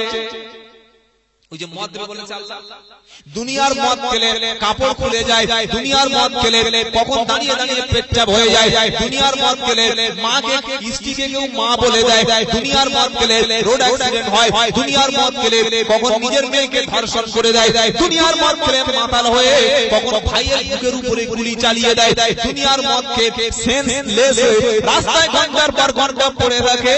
আর আল্লাহ পাক বলছে ওয়াসাকাহুম রাব্বুহুম শারাবান তাহুরা, এমন একটা পবিত্র শরাব তোমাকে দেওয়া হবে, পবিত্র এমন একটা মদ তোমাকে দেব যে পবিত্র পানি পান করার পরে জান্নাতে তোমার মাথা কোনোদিন সেন্সলেস হবে না, মাথা কোনোদিন ঘুরবে না, ভুলভাল বলবে না, কোনো কষ্ট হবে না, তোমার শরীরটা ঝিনঝিন করবে না, ঘুমের কোনো কষ্ট হবে না। ওই দুনিয়ার আখিরাতের মদটা সম্পূর্ণ ভিন্ন, এটা হচ্ছে নাপাক, ওটা হলো পাক, এটা খেলে মাথা টলে, ওটা খেলে মাথা ঠিক থাকবে, এটা খেলে সেন্সলেস হয়, ওটা খেলে মাথার কোনো ক্ষতি হবে না। এটাই হলো জান্নাতের শরাব, পবিত্র মদ। জোরে বলবেন না সুবহানাল্লাহ। জান্নাতে মদ খাবে, গাঁজাখুরি গল্প হচ্ছে, সেই জিনিসটা আলাদা। এবার সব পেয়ে গেল, কোল্ড ড্রিঙ্কস পেয়ে গেল, সব কিছু পাওয়ার পরে বলবে আল্লাহ সব ঠিক আছে, এবার একটা সুন্দরী চাই। কি চাই বলুন? ছেলের 18 বছর, 20 বছর, 22 বছর বয়স হওয়ার পরে ছেলে চাকরি পেয়েছে, স্কুল মাস্টার প্রাইমারি স্কুলে চাকরি পেয়েছে, বুঝলেন? 28 বছর বয়স, নাম সাইফুদ্দিন, বাপ সুন্দর ঘর করে দিয়েছে, আমবাগানের পাশে 2 কাঠা জায়গার উপরে 3 কামরা ঘর, টয়লেট, বাথরুম, কিচেন অ্যাটাচ, সুন্দর ঘর। ওই ছেলেটার টাকা পয়সা অভাব নাই, সবকিছু আছে, ড্রেসিং টেবিল, ডাইনিং টেবিল, খাট, গদি, সোফা, এসি, ডিসি সব আছে, শোকেস আছে, আয়না, আলমারি সবকিছু আছে। এইবার কি দরকার? আসল কেস ধরে ফেলেছে। কি লাগবে? সুন্দরী বউ লাগবে, সবার মনের কথা। আপনার কি বলছেন বলুন? যারা চুপ করে আছে কিছু লাগবে না নাকি? একটা সুন্দরী মেয়ে লাগবে। আল্লাহ পাক বলবে সব খেয়েছিস তো? বলে হ্যাঁ। ফল? বলে আর কিছু লাগবে না। জামরুল খাবেন? বলেন না চলবে না। বলে আপেল? বলে আল্লাহ অনেক খেয়েছি। শরাব, পবিত্র মদ? বলে সব খেয়েছি। বলে কি লাগবে? আল্লাহ বলে কি লাগবে বল। আল্লাহ একটা সুন্দরী হলে ভালো হয়, জোরে বলুন। একটা সুন্দরী হইতে কথা শুনে আস্তে সুবহানাল্লাহ বলেন, জোরে বলুন না সুবহানাল্লাহ। আল্লাহ বলছেন আজওয়াজুন মুতাহহারা, পবিত্র সঙ্গিনী। আবার এখানে একটা অভিযোগ আছে, যারা নাস্তিক, ইসলাম বিদ্বেষী, তারা বলে যে বেটা ছেলে তো জান্নাতে গেলে হুর পাবে 72টা মুসলমানদের হুর, আর মেয়েগুলো কি করবে? ঠ্যাংনা যাবে। হুর শব্দের অর্থ হচ্ছে সঙ্গিনী, পবিত্র সঙ্গিনী, লম্বা চক্ষুওয়ালা পবিত্র সঙ্গিনী। পুরুষ হতে পারে, নারী হতে পারে। যাদের স্বামী মারা গেছে ওই মেয়ে ছেলেটি যদি নামাজি পরেজগার হয়, কিয়ামতের দিন ওই মেয়ে ছেলেকে স্বামীর মতো একটা হুর, ওই স্ট্রাকচার, ওই অবয়ব, ওই ফেস, ওই কাটিং বানিয়ে দেওয়া হবে। যেরকম সুবহানাল্লাহ, একটা নয় একাধিক দেওয়া হবে। মেয়ে কটা নিবে? কি বুঝলেন? বেটা ছেলের জন্য মহিলা হুর দেওয়া হবে, আর মহিলাদের জন্য কি হুর দেওয়া হবে? চুপচাপ হয়ে গেছে। পুরুষ হুর। জোরে বলুন না সুবহানাল্লাহ। ওয়াজওয়াজু মুতাহহারা ওয়া হুম ফিহা খালিদুন। আল্লাহ আজওয়াজ বলছেন পবিত্র সঙ্গিনী, তারপর একটা শব্দ ইউজ করছেন, আল্লাহ বলছেন মুতাহহারা, পবিত্র সঙ্গিনী। এই পবিত্র মানে দুনিয়ার যে সমস্ত মেয়েদের আমরা বিয়ে করি, যত সুন্দরী হোক না কেন, যত সুন্দরী হোক না কেন, ওই মেয়ে ছেলের মাসে মাসে মেন্স হবে। ওই মেয়ে ছেলে বৃদ্ধ হয়ে গেলে, বৃদ্ধা হয়ে গেলে চুল পেকে যাবে। ওই মেয়ে ছেলে বৃদ্ধা হয়ে গেলে গায়ের চামড়াটা কুচকে কিসমিস হয়ে যাবে।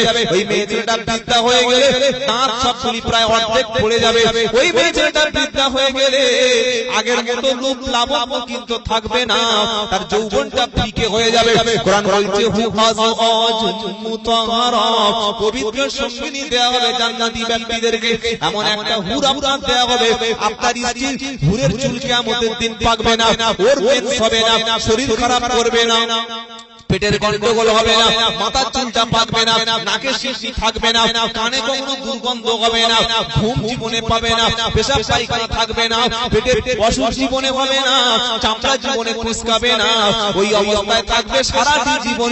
এটা হলো ঘোষণা। সুবহানাল্লাহ। এই হুর নেওয়ার জন্য মসজিদে যেতে হবে, আল্লাহর কাছে হাত তুলে বলতে হবে, রব্বানা জীবনে ভুল করেছি ক্ষমা করো, আর জীবনে গুনাহ করব না, নামাজ কাজা করেছি ক্ষমা করো, বেনামাজি থাকবো না। আল্লাহ তাআলা বলবো এমন ক্ষমা যারা চাইবে আমি আল্লাহ তাদের ক্ষমা করে দেব। যেরকম সুবহানাল্লাহ। জেগে উঠতে হবে রাতে বেলা। কখন বলুন? আপনাদের টেনশন হয় মাঝে মাঝে? টেনশন হয় আপনার? হয়। টেনশন হলে মাঝে মাঝে মনে হয় বিড়ি খাই, তার চাইতে বেশি টেনশন হলে মদ খাই, তার চাইতে বেশি টেনশন হলে বিষ খাই, তার চাইতে বেশি টেনশন হলে মনে হবে যেন আত্মহত্যা করে জীবন শেষ করে দিই। আমার আল্লাহ তাআলা বললেন খবরদার খবরদার, টেনশন যখন হবে, ঘুম যখন হবে না, রাত্রিবেলা উঁচু করে গোসল করে কোরআন নিয়ে বসে যাবি, আর তাহাজ্জুদের নামাজের পাটি দাঁড়িয়ে 2 রাকাত নামাজ পড়ে দিবি। আমি আল্লাহ তাআলা বললাম তোর মনের মধ্যে থেকে সমস্ত টেনশনগুলি অটোমেটিক দূর হয়ে যাবে। জোরে বলুন না সুবহানাল্লাহ। ঘুম যদি না আসে গভীর রাতে, প্রভুর প্রেমে জাগো তাসবিহাতে। সুবহানাল্লাহ বলতে পারলেন না? এগুলো বলতে হবে কারণ মৌলবীদের সুবহানাল্লাহ সারা জীবন বলতে হবে সুবহানাল্লাহ। ঘুম যদি না লাগে গভীর রাতে, প্রভুর প্রেমে জাগো তাসবিহাতে। মুসলমানদের হাতে কি থাকবে? তাসবিহ। আমাদের হাতে কি তাসবিহ আছে? মৃত্যুর সময় তাসবিহ নাই। জমির দলিলগুলো পাঁজা মেরে নিয়ে বালিশ চাপা দিয়ে শুয়ে আছে। ফেরেশতারা সব বলছে এটা তাসবিহ নাকি? বলে জমির দলিলগুলো টেনে বার করতে, দলিল আছে খাস জায়গা নিয়ে ধুনে দেব। কি বুঝলেন? মৃত্যুর সময় মুসলমানের হাতে তাসবিহ থাকবে, আর যুবকদের হাতে রাতে বেলা হেডফোন থাকে। ব্লুটুথ মাল কানে লাগলে সারা রাত চলছে, কান নষ্ট হবে। পোকা কথা ফোনে যখন কথা বলবেন লাউড স্পিকার দিয়ে কথা বলবেন। তবে আমাদের যুবক যুবতী এই সমস্ত ইয়াং ছেলে মেয়েদের যারা কলেজ ইউনিভার্সিটি পড়াশোনা করে, মাধ্যমিক দিয়েছে, উচ্চ মাধ্যমিক দিয়েছে, এবার বিএ বা এমএ ভর্তি হবে, এদের লাউড স্পিকার কথা বললে খুব কষ্ট হয়, অসুবিধা আছে। কি বলছেন? সমস্যা আছে। আমার শোনাচ্ছেন বন্ধু, লাউড স্পিকার কথা বলবেন, শরীর ভালো থাকবে, ব্রেন ক্যান্সার হবে না। তাই মুসলমান রাতে যখন ঘুমোতে যাবেন হাতে তাসবিহ নিয়ে ঘুমোতে যাবেন। বলুন ইনশাআল্লাহ। বলুন ইনশাআল্লাহ। ঘুম যদি না আসে গভীর রাতে, প্রভুর প্রেমে জাগো তাসবিহাতে। পশু পাখি গাছ গাছালি, প্রভুর প্রেমে জেগে করে মিতালি। মানুষ হয়ে তুমি কেন আছো ঘুমে মেতে, ঘুম যদি না লাগে গভীর রাতে, প্রভুর প্রেমে জাগো তাসবিহাতে। আলহামদুলিল্লাহ, বলুন আলহামদুলিল্লাহ। তাসবিহ অভ্যাস করুন। ফোনের মধ্যে বিশেষ করে আপনাদের আমি সাজেস্ট করব, আমাদের ছেলে এবং মেয়েদেরকে স্মার্টফোন দিয়েছেন তাদেরকে ভালো ওয়েবসাইট গুলো দেখিয়ে দিন।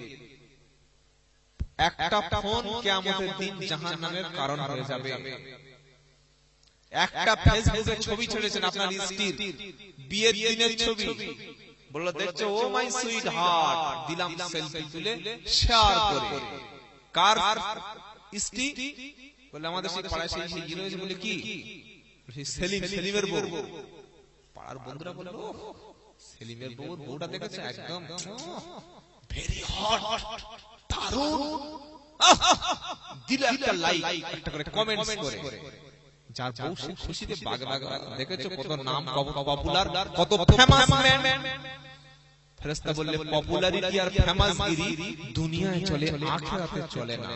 খবরদার আপনার মেয়ের ছবি, আপনার স্ত্রীর ছবি ফেসবুকে কখনো শেয়ার করবেন না। মনে থাকবে ইনশাআল্লাহ। ইসলামের বাণী ফেসবুকে শেয়ার করুন। ইউটিউবের মাধ্যমে কোরআন শুনতে পারেন, হাদিস শুনতে পারেন, ভালো ভালো বক্তার লেকচার শুনতে পারেন। আপনার গুনাহগুলি মাফ হবে, সওয়াব হবে। সুবহানাল্লাহ। আর প্রত্যেক দিন 299, 399, 499 জিও রিচার্জ করছেন, 1.5 জিবি 2 জিবি। একে নামাজ নাই, এসার পরে স্বামী স্ত্রী চালিয়ে দিয়েছে একটা করে সিনেমা। ওই দেখতে দেখতে দেখতে ঘুমিয়ে পড়েছে। মালাকুল মউত এসে দেখছে সর্বনাশ, দুমদাম অ্যাকশন চলছে। কার বাড়ি ঢুকেছি এটা? কোন মুসলমানের বাড়ি? মাথার উপরে কোরআন সুন্দর করে রেখে দিয়ে, বুঝলেন? আর মাথার কাছে উপরে কোরআন, আর নিচে এইরকম বড় একটা সাইজের মাল, 30,000 টাকা দাম, দেয়ালে আছে। কি বেটিবে মাল করার নাম কি? হ্যাঁ, এলসিডি। কি নাম বললাম? বলো। এলসিডি না, এলসিডি। ওইটা যেদিন থেকে এসেছে সেদিন আমাদের ছেলেদেরকে জাহান্নামে যাওয়ার টিকিট হয়ে গেছে। তবে আলহামদুলিল্লাহ এখন যুবক বন্ধুরা অনেকে কোরআনের আয়াত শুনেন এবং ভালো ভালো বক্তার বক্তব্য শুনেন। বলুন আলহামদুলিল্লাহ, যুগ পাল্টে গেছে। এলসিডি 30,000 টাকা দিয়ে কিনলেন, তার উপরে ধুলো পড়তে দেন না। প্রতিদিন পড়াশোনা করেন, কোরআন পড়েন না, প্রতিদিন এলসিডিটা মোছেন, প্রত্যেকদিন সিনেমা দেখেন, নায়ক নায়িকাদের দেখে আপনার মনটা জুড়িয়ে যায়। আর যে কোরআন শুনলে আপনার হার্টের রোগ সুস্থ হয়, যে কোরআন শুনলে গুনাহ মাফ হয়, ওই কোরআন শরীফের উপরে ধুলো পড়ে আসে না? মুসলমানের বাড়িতে বলবেন? কথা বলুন না। মুসলমানের বাড়িতে এলসিডির উপরে ধুলো পড়ে আছে, দেখাতে পারবেন বাবা? টেলিভিশনের উপরে ধুলো পড়ে আছে, দেখাতে পারবেন? পাবেন না। এলসিডিটা প্রতিদিন আঁচল দিয়ে কি নেয়ামত পেয়েছি। আর কোরআন শরীফ বছরে একবার। কখন? বাবা মরে যাবে যখন, খানা হবে যখন, আর রমজান মাস আসলে দেখি ভাবি পড়ি ও সর্বনাশ। 4টে টিকটিকি, 16টা আরশোলা, 100 গ্রাম উই পোকা কুরে কুরে খাচ্ছে। সূরা ফাতিহা নাই, সূরা বাকারা হাফ পারা শেষ, ওদিকে সূরা তাবারাকাল্লাহ থেকে সূরা নাস পর্যন্ত 2 পারা শেষ। এটা ঠিক বলছি না ভুল বলছি বলেন? ভুল বললে যাওয়ার সময় কান একটা কেটে নেবে যে আপনি ভুল কথা বলেন।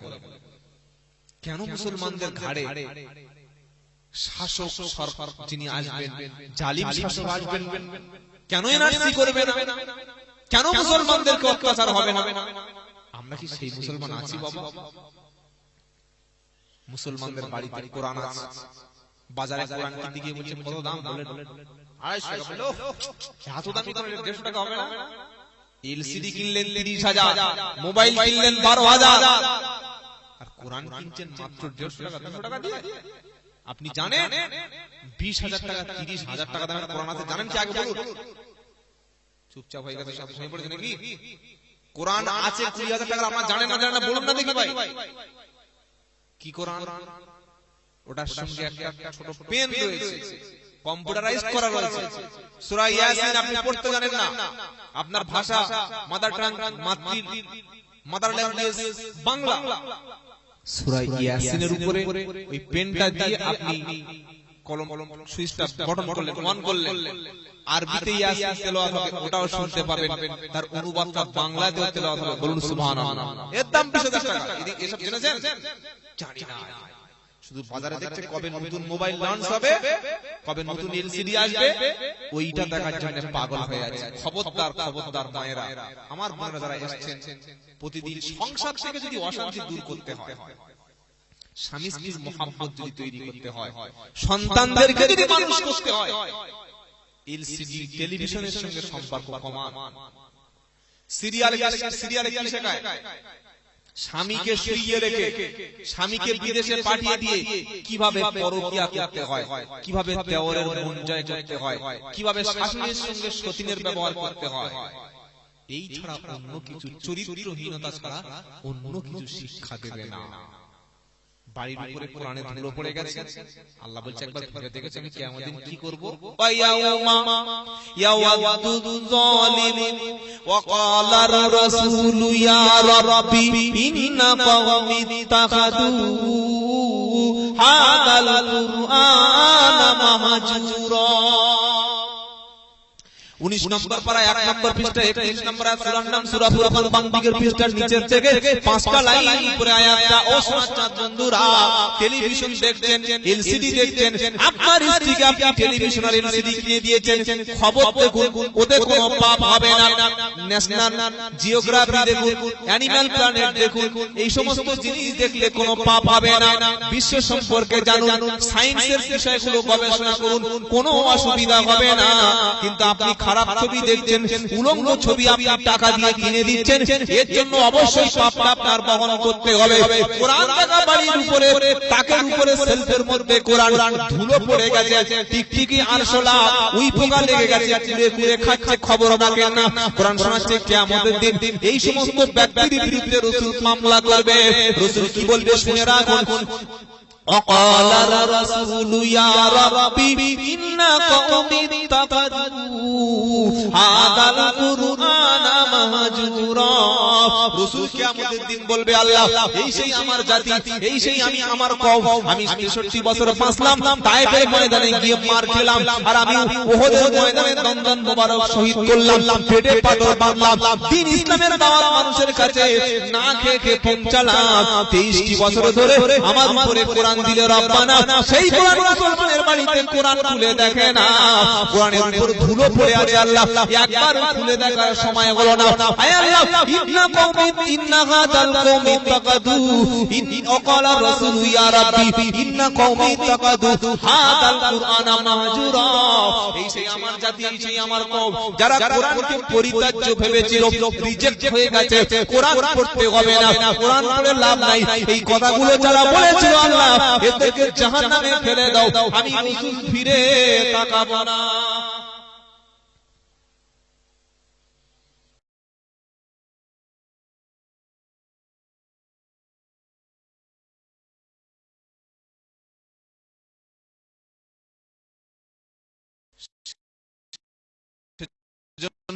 খবরদার আমি বলছি, আপনার স্ত্রী যদি কোরআন না জানে, ইমিডিয়েটলি আগামীকাল থেকে কোরআন শিক্ষার ব্যবস্থা করুন। আপনার মেয়েকে শিক্ষিতা করতে হবে। এই স্বরূপনগর থানায় যদি বলা হয় কটা মুসলিম এমবিবিএস ডাক্তার আছে, 25-30টা বার হবে নাকি? 10টা খুঁজে পাওয়া যাবে মুসলিম ডাক্তার? যাবে না। যদি বলা হয় মুসলিম এমবিবিএস মহিলা ডাক্তার বার হবে? আচ্ছা, আমি কি আরবিতে কথা বলছি না ইংরেজিতে বলছি? আপনারা হ্যাঁ না বলতে পারছেন না? এরকম বলে আমাকে দাওয়াত করবেন না, একটু কথা বলুন। হয় আমি বুঝতে পারছি, আপনি বুঝতে পারছেন না, আর তা না হলে আমি আপনাদের বোঝাতে পারছি না। দুটোর মধ্যে একটা। আমি তো বাংলা আপনারা জিজ্ঞাসা করেছেন, মুখটা খুলুন না। স্বরূপনগর থানায় মুসলিম এমবিবিএস মহিলা ডাক্তার আছেন না আছেন না? যেটা মুসলমানের দরকার ছিল না, ছিল না, বলুন। বলে কি সব উল্টো পাল্টা বলে, মেয়েরা ডাক্তারি করে চাকরি করবে, মেয়েরা মাস্টারি করবে? আপনি জানেন নবীর স্ত্রী Ayesha Siddika, she was a teacher and lecturer, পর্দার মধ্যে থেকে তিনি সাহাবীদেরকে ট্রেনিং দিতেন, এটা জানেন? কোরআন শরীফ পুরো আয়েশা সিদ্দিকার মুখস্থ ছিল। জোরে বলে সুবহানাল্লাহ। তা আপনি সেই স্ত্রীকে কেন বিয়ে করলেন? যে কোরআন জানে না, ফ্রিতে দিলেও বিয়ে করবেন না। খবরদার, সাদা চামড়া, ফেয়াল্লা মাকে, ঠোঁটে লিপস্টিক, কপালে বড় কি টিপ, টাইট ফিট, ফাটা প্যান্ট, জিন্সের গেঞ্জি, একটু স্যাট ম্যাট ক্যাট যেটা ইংরেজি বলতে পারে, হারমোনিয়াম জানে, আর কি বললেন, আর কি করতে পারে, বলে ক্যারাতে জানে। কোরআন বলে জিরো, খবরদার বিয়ে করবেন না, দুনিয়া যাবে আখিরাত যাবে। গরিবের মেয়ে ভ্যান চালায়, রিকশা চালায়, বিপিএল, টোটো চালায়, ভিক্ষা করে, সব চরিত্র কোরআন জানে, ওকে আপনার স্ত্রী করে আনুন, আপনার ছেলের জন্য পুত্রবধূ করে আনুন, দুনিয়া এবং আখিরাত দুটোই সফল হবে। জোরে বলে সুবহানাল্লাহ। বলে হুজুর এই চাকরি মুসলমান মেয়েরা করতে পারবে? আমাদের অনেক মৌলবীরা ফতোয়া দেয় জানেন, বললে হ্যাঁ মুসলিম মেয়েদের বোরকা পরে শুধু ঘরে থাক, চাকরি করার দরকার নাই, পুলিশ হওয়ার দরকার নাই, ডাক্তার হওয়ার দরকার নাই, মাস্টার হওয়ার দরকার নাই, এরা শুধু বাড়িতে বসে বসে 8টা 10টা করে বাচ্চা দাও, আর কিচ্ছু করতে হবে না। বলুন নাউজুবিল্লাহ। আল্লাহর নবী সাল্লাল্লাহু আলাইহি ওয়াসাল্লাম জিহাদের ময়দানে মুসলিম মহিলা ডাক্তারদেরকে তিনি বলেছিলেন, হে মুসলিম মহিলারা, জিহাদের ময়দানে সাহাবারা যখন অসুস্থ হয়ে যাবে তোমরা তাদেরকে ফার্স্ট এড দেবে, ট্রিটমেন্ট দেবে। সুবহানাল্লাহ।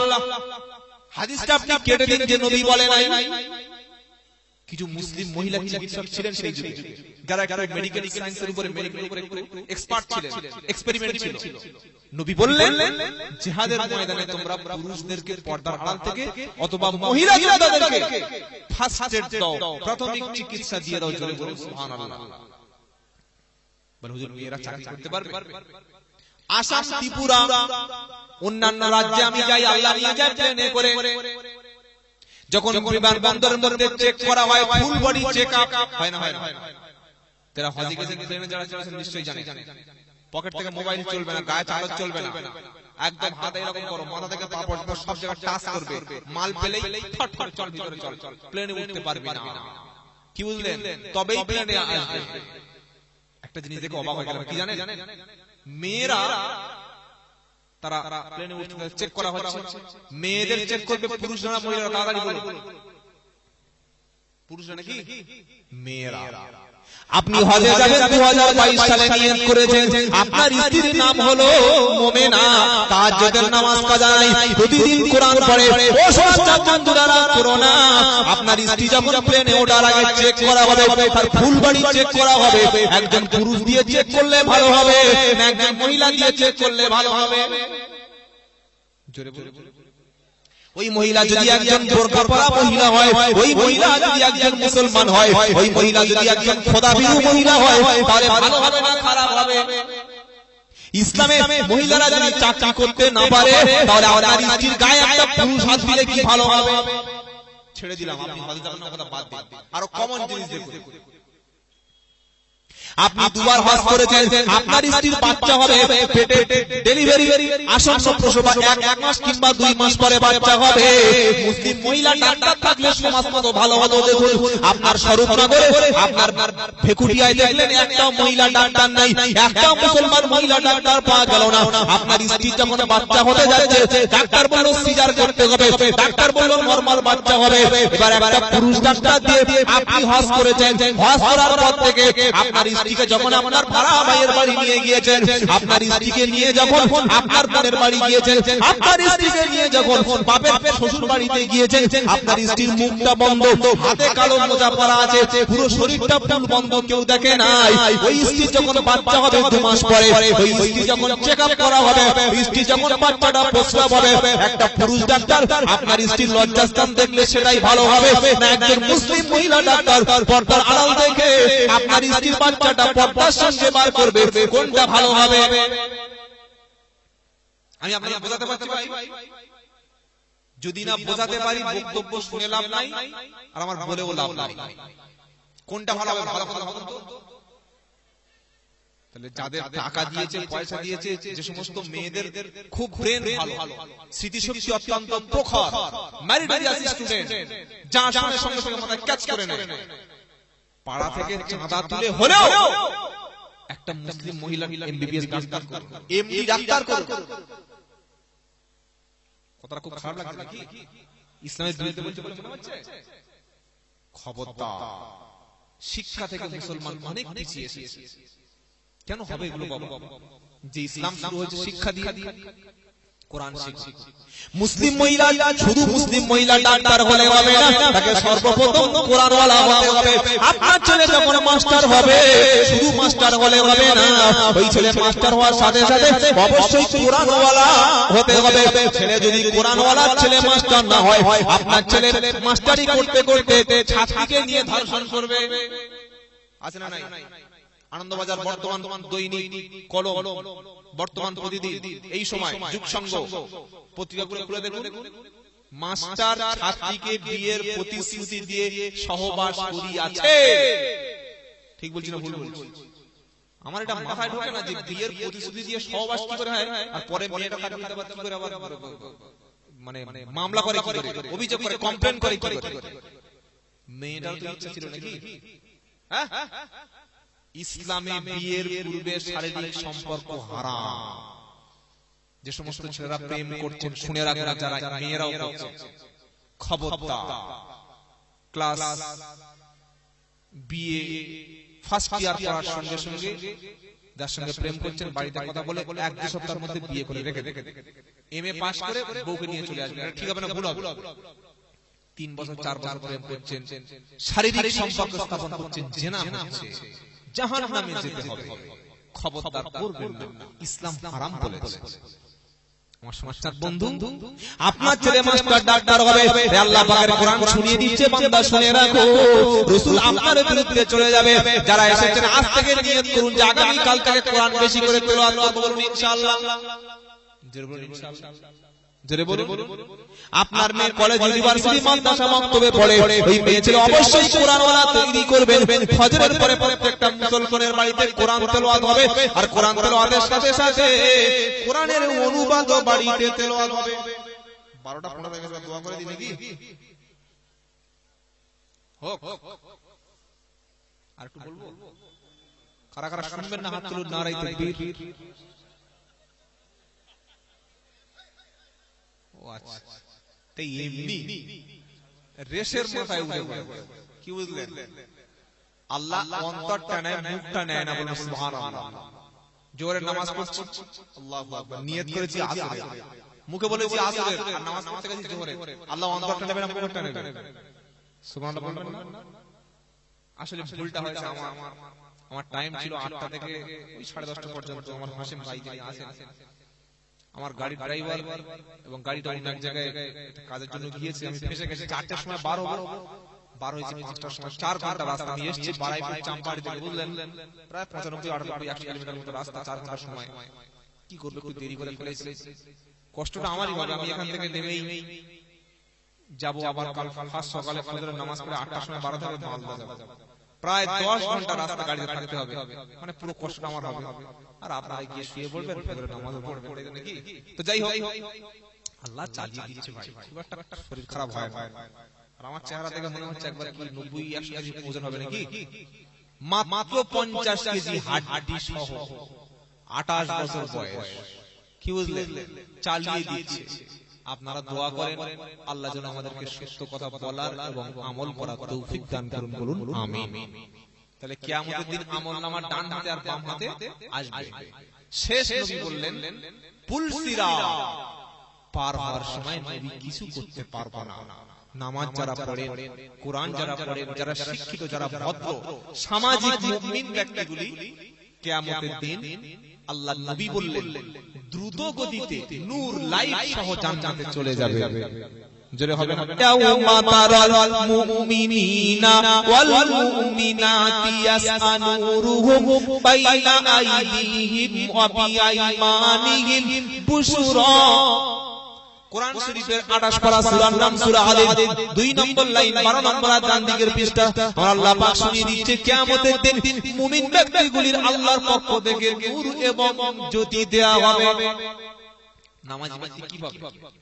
যারা কলেমা পড়েছে মুসলমান আলো পাবে, ডান দিকে নূর পাবে, বাম দিকে নূর পাবে, আর নূরে নূরান্বিত হয়ে ফুলসিরাতের উপর থেকে জান্নাতে চলে যাবে। সুবহানাল্লাহ। তিন জায়গায় নবী বলেছেন কোন উপকার করতে পারবো না।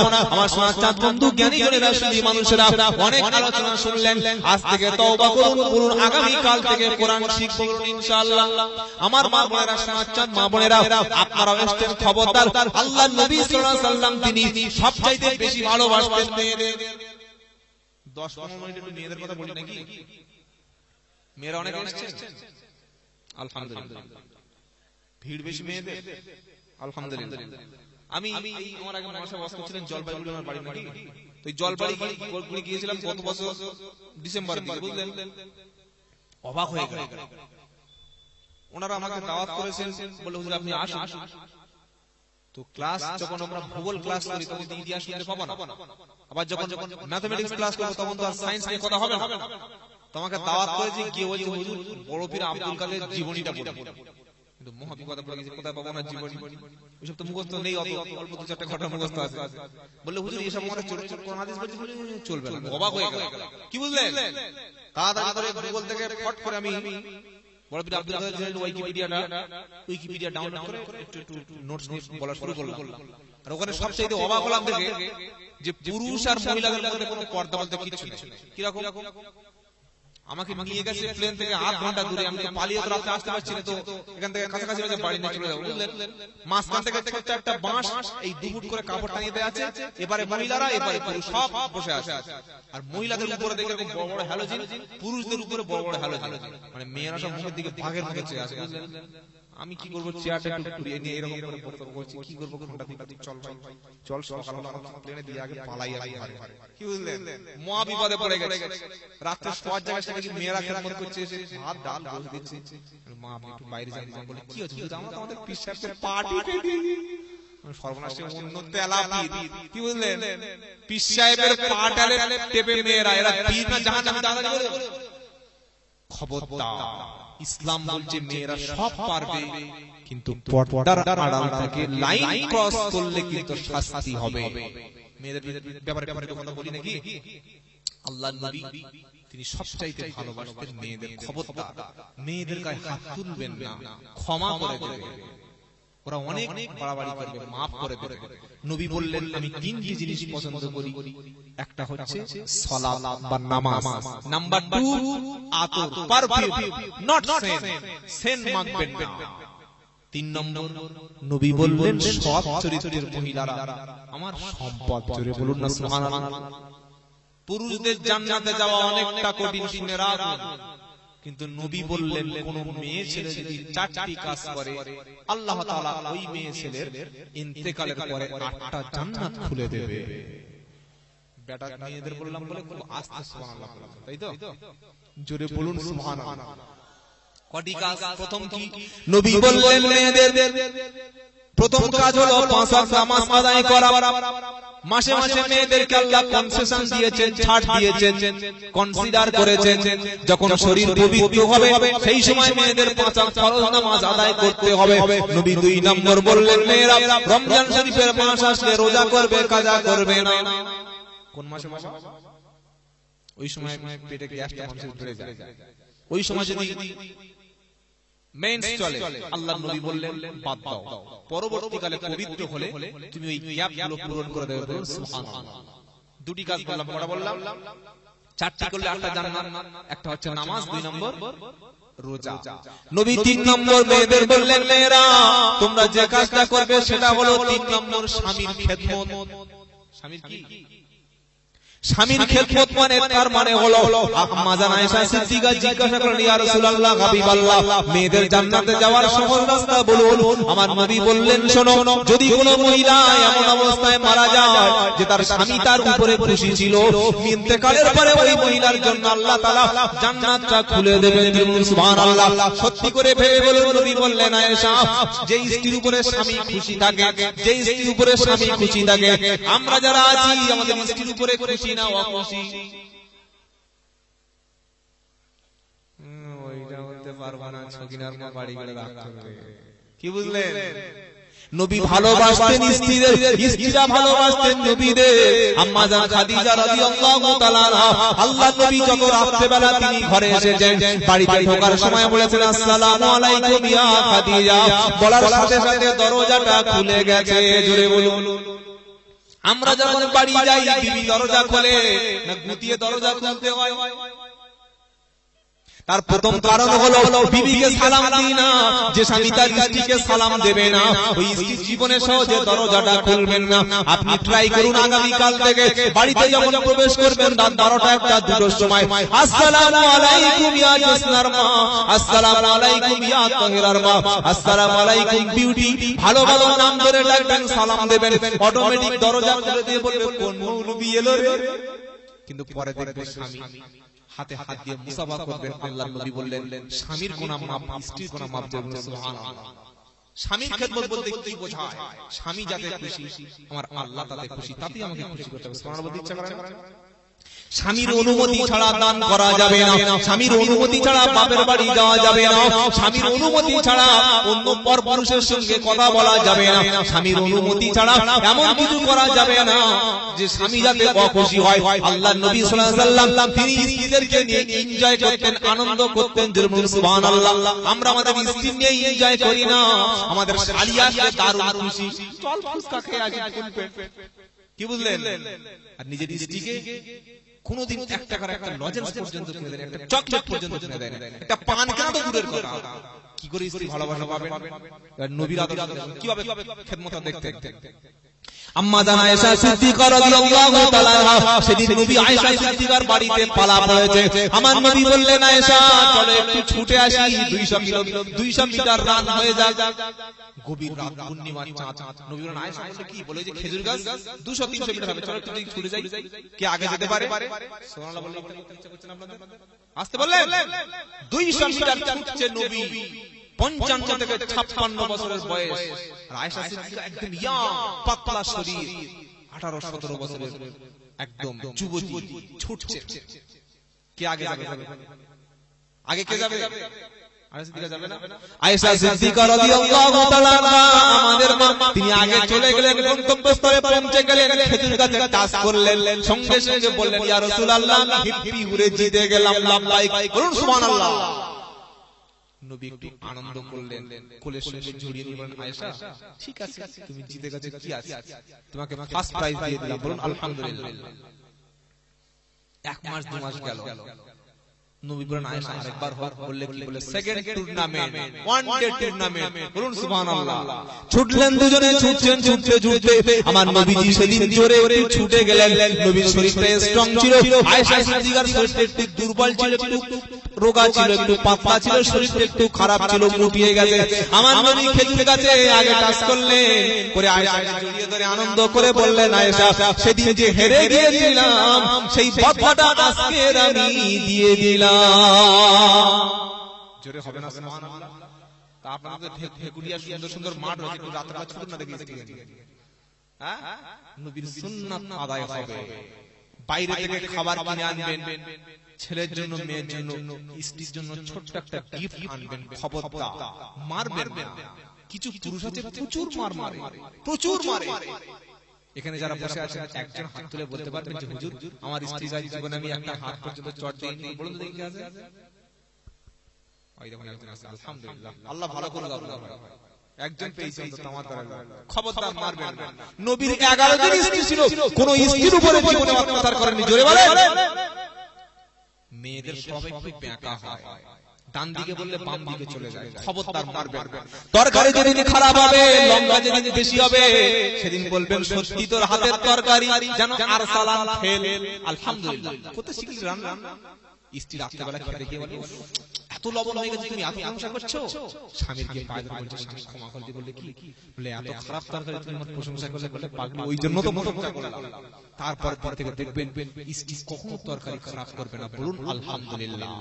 আমার কলিজা স্বামী বলে সে সম্বোধন করবে। আর খারাপ তরকারি মেরে নাক ফাটিয়ে দিলেন, পরের দিন লেগে গিয়ে তরকারি থুতু দিয়ে খাইয়ে দেবে। খবরদার নবী ক্ষমা করতেন, কোন বিবিকে জীবনে মারতেন না, কটু কথা বলতেন না।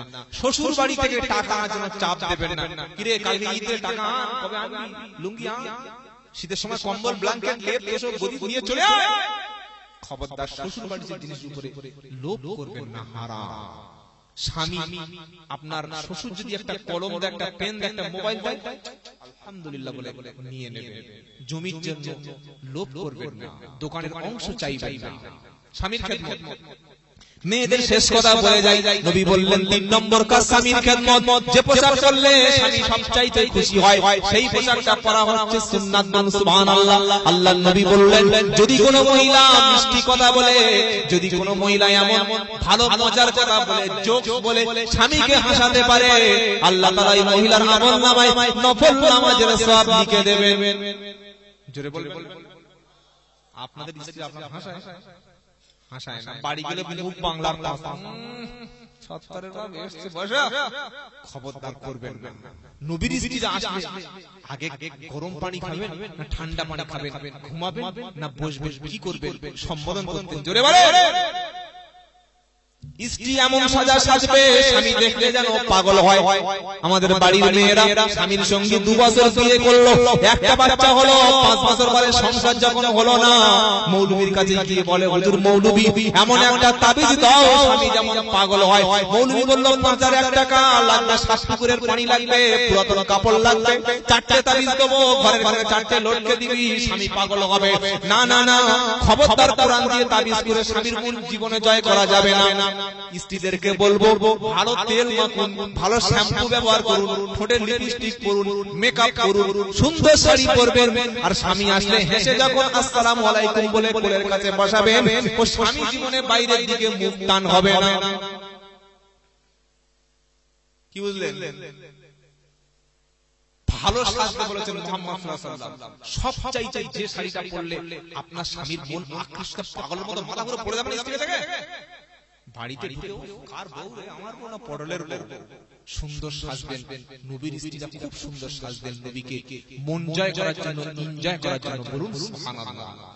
স্বামীকে হাসাতে পারলে সওয়াব, স্বামী স্ত্রীর দুজনে হাতে হাত দেবে, হাতের সগীরা গুনাহ মাফ হবে। বলুন সুবহানাল্লাহ। সবচাইতে ভালো শাড়ি, সুন্দর খুশবু, ঠোঁটে লিপস্টিক এমন সাদা সাজতে হবে যেন স্বামী মন জয় করতে পারে। আর এগুলো স্বামীর কাজ কিনে এনে দেয়া। কি বুঝলেন? মেকআপ বক্স, ভালো শাড়ি, লিপস্টিক, ভালো ফিতে, ভালো চুড়ি, ভালো নেকলেস কিনে দেবেন যেন পরলে একবার সুন্দর লাগে।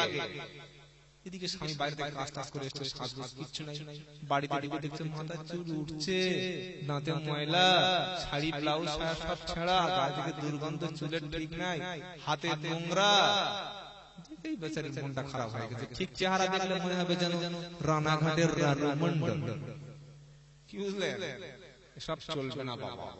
সালাম দিন, স্ত্রীকে পরিষ্কার পরিচ্ছন্ন রাখুন, স্বামীর মন জয় করার চেষ্টা করুন, স্ত্রীরা স্বামীদেরকে ভালোবাসুন, আদর করুন, আপ্যায়ন করুন, আল্লাহ খুশি হবে।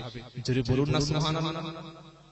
আর খবরদার স্ত্রীর জন্য দোয়া করবেন যে আল্লাহ তুমি একটা জীবন সঙ্গিনী দিয়েছো, আল্লাহ তাকে আল্লাহ তুমি আমাকে জান্নাতি আশীর্বাদ দিও। 4 নম্বর কাজ বলেই দোয়া করি। নবী বললেন মেয়েদেরকে পর্দার কথা বললেন। 18 বছর 20 বছরের মেয়েরা বেশিরভাগ টাইট টাইট পোশাক পরেন, ছোটখাটো পোশাক পরেন। আমার মা বোনেরা, আপনার পোশাক আপনার পরিচয়, ভদ্রতা, নম্রতা, শিষ্টাচার, ডিসিপ্লিন, পোলাইট ব্যবহার করুন, এমন একটা পোশাক পরুন। নবী বললেন মেয়েরা 2 হাতের কবজি তোমরা খুলে রাখতে পারবে, পুরো শরীর থাকবে, যেখানে ফিতনা নাই সেখানে মুখটা খুলতে পারো, এমন বোরকা পরানো যেন শরীরটা টাইট ফিট হয়ে যায়, এমন পাতলা পোশাক পরো না স্ট্রাকচারটা বাইরের কোনো পুরুষ তোমাকে ধরতে পারে। আতর খুশবু মেয়েদেরকে মেখে বাইরে যাওয়া হারাম, সাজগোজ করে পরপুরুষকে দেখানো হারাম, ঠোঁটে লিপস্টিক দিয়ে এমন ঠোঁটে লিপস্টিক মাথার চুলগুলো ভাঁজ করে ওটো উঠেছে, ওটো হাফ ভাড়া কমিয়ে দিয়েছে, হারাম, জায়েজ নয়। আমার মা বোনেরা সজাগ থাকুন, বাইরে বেরোবার সময় নিজের দেহটাকে ঢেকে রাখুন। একটা কথা বলে শেষ করে দিই, সেটা হচ্ছে আমার আপনার রাসূলের বিবি ফাতেমা কি পর্দার সঙ্গে চলতেন দেখুন। ফাতেমা ইন্তেকালের আগে স্বামীকে ডেকে বলতেন, স্বামী আমি মরে গেলে বেশি লোক ডাকবেন না। বলুন না সুবহানাল্লাহ। খবরদার লোক ডাকবেন না। আমার ইন্তেকালের পরে আপনি নিজেই গোসল দেবেন, নিজেই কবর খুলবেন, নিজেই কাফন পরাবেন, রাতের অন্ধকারে ভালো করে খাটিয়াটা ঢেকে দেবেন, ইন্তেকালের পরে আমার শরীরটা যেন কোনো পরপুরুষ বুঝতে না পারে যে ফাতেমা এতটা লম্বা এতটা চওড়া ছিল। জোরে বলুন না সুবহানাল্লাহ। চারটি কাজ করলাম, এবার দোয়া করে দেবো, আর কথা বলবো না, 12:30 বেজে গেছে, আমার সময় শেষ। চারটি কাজ মেয়েদের বলেছি, একটা হচ্ছে মেয়েদের একটু বলতে হবে, আচ্ছা ঠিক আছে ইনশাআল্লাহ আরো 5 মিনিট বলতে বলছি, তার মানে আবার একটা বাকি আছে, ইনকমপ্লিট আছে। মেয়েদের কটা কাজ বলেছি আপনারা বলুন না। প্রথম হচ্ছে 5 ওয়াক্ত নামাজ, 2 নম্বর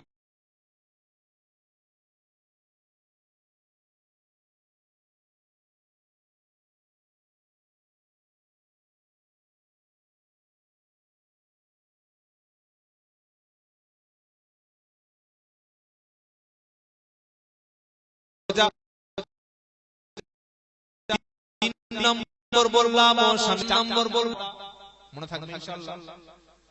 খবরদার একটা মেয়ে ছেলে জাহান্নামে যাওয়ার মেয়েদের দোষ নেই, দোষ আমাদের। আমরা তাদেরকে বেপরদায় নিয়ে বিয়ে বাড়িতে গেছি, আমরা তাদেরকে বেপরদায় নিয়ে ডাক্তারখানা হাসপাতালে পাঠিয়ে দিয়েছি। বিয়ের 1 মাস পরে শ্বশুর বাড়ি যাচ্ছে, স্ত্রীকে এত সাজিয়েছে, পাতলা শাড়ি পরে বাইকের পিছনে করে পাড়া ছেলে বলছে কে রে, বললে আমার ওয়াইফ, বলে এত সুন্দর, বলে এই জন্য তো আমি বেঁচে আছি। হারাম জায়েজ নয়, বোরকা ছাড়া বাইরে বার করবেন না। আপনার স্ত্রীর সৌন্দর্য ওটা পৃথিবীর কোন পুরুষ ভোগ করবেন, ওটা আল্লাহ আপনার জন্য নিয়ামত দিয়েছেন। চলে বলুন না সুবহানাল্লাহ।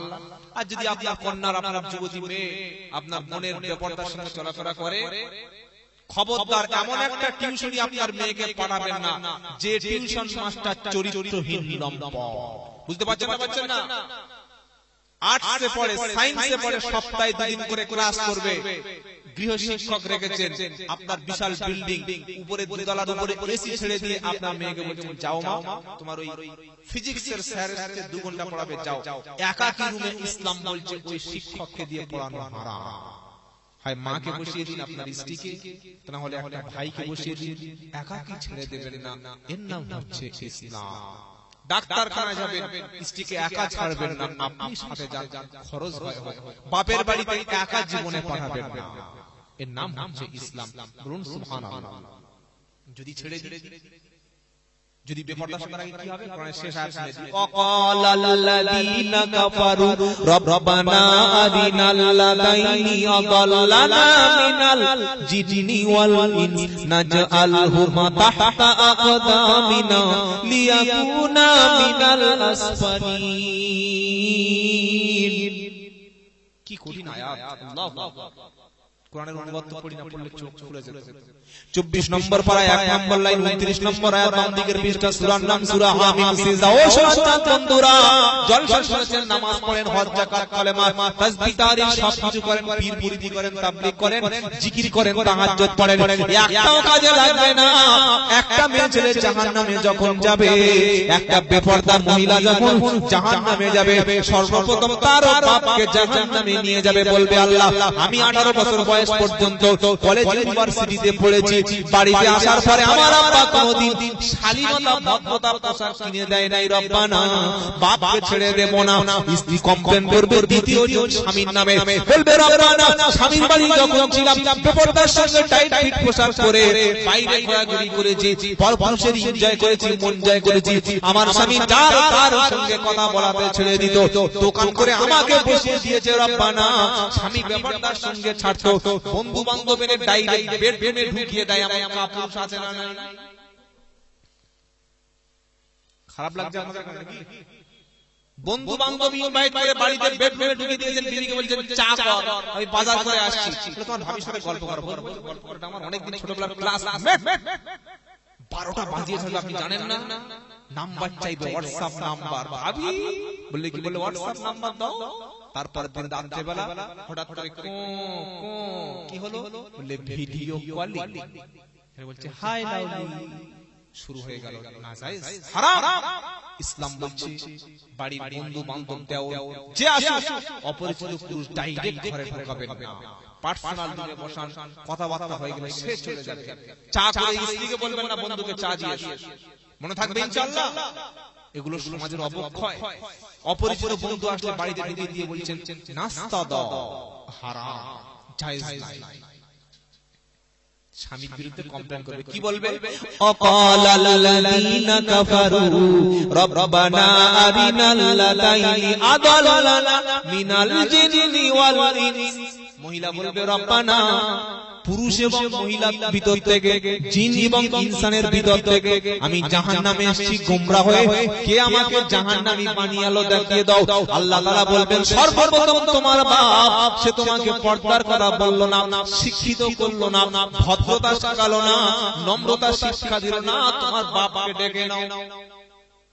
কি বলবে? আবার চলো বলো জাহান্নামে। বলে কেন কেন রে? আমি তো হাজি। বলে হাজি ছিলে কিন্তু তোমার মেয়েটাকে পাজি বানিয়েছিলে। কোনদিন ভালো পোশাক কিনে দিয়েছিলে? পর্দার সঙ্গে রাখতে ইসলাম শিক্ষা দিয়েছিলে, কোরআন শিক্ষা দিয়েছিলে? আমি তো 22 বছর বয়সে আমার বিয়ে হলো, এমএ কমপ্লিট করে বিএ পাস করে বিয়ে করলাম, আজও পর্যন্ত আত্মাই হিন্দুরা জানলাম না। নবী বললেন ওই মেয়ে ছিল তো জাহান্নামেই যাবে, বেপরদার সঙ্গে চলে, দুটো হাতে 10টা আঙ্গুলে 10 রকম নেইল পালিশ, বলুন নাউজুবিল্লাহ। নেইল পালিশ পরা মেয়েদের ওযু হবে না, গোসল হবে না, ওই অবস্থায় মরে গেলে জান্নাত পাবে না। নবী আরো বললেন ওই মেয়ের উপরে লানত, যারা মাথার পর চুলা লাগায়। পরচুলা বোঝেন আপনারা?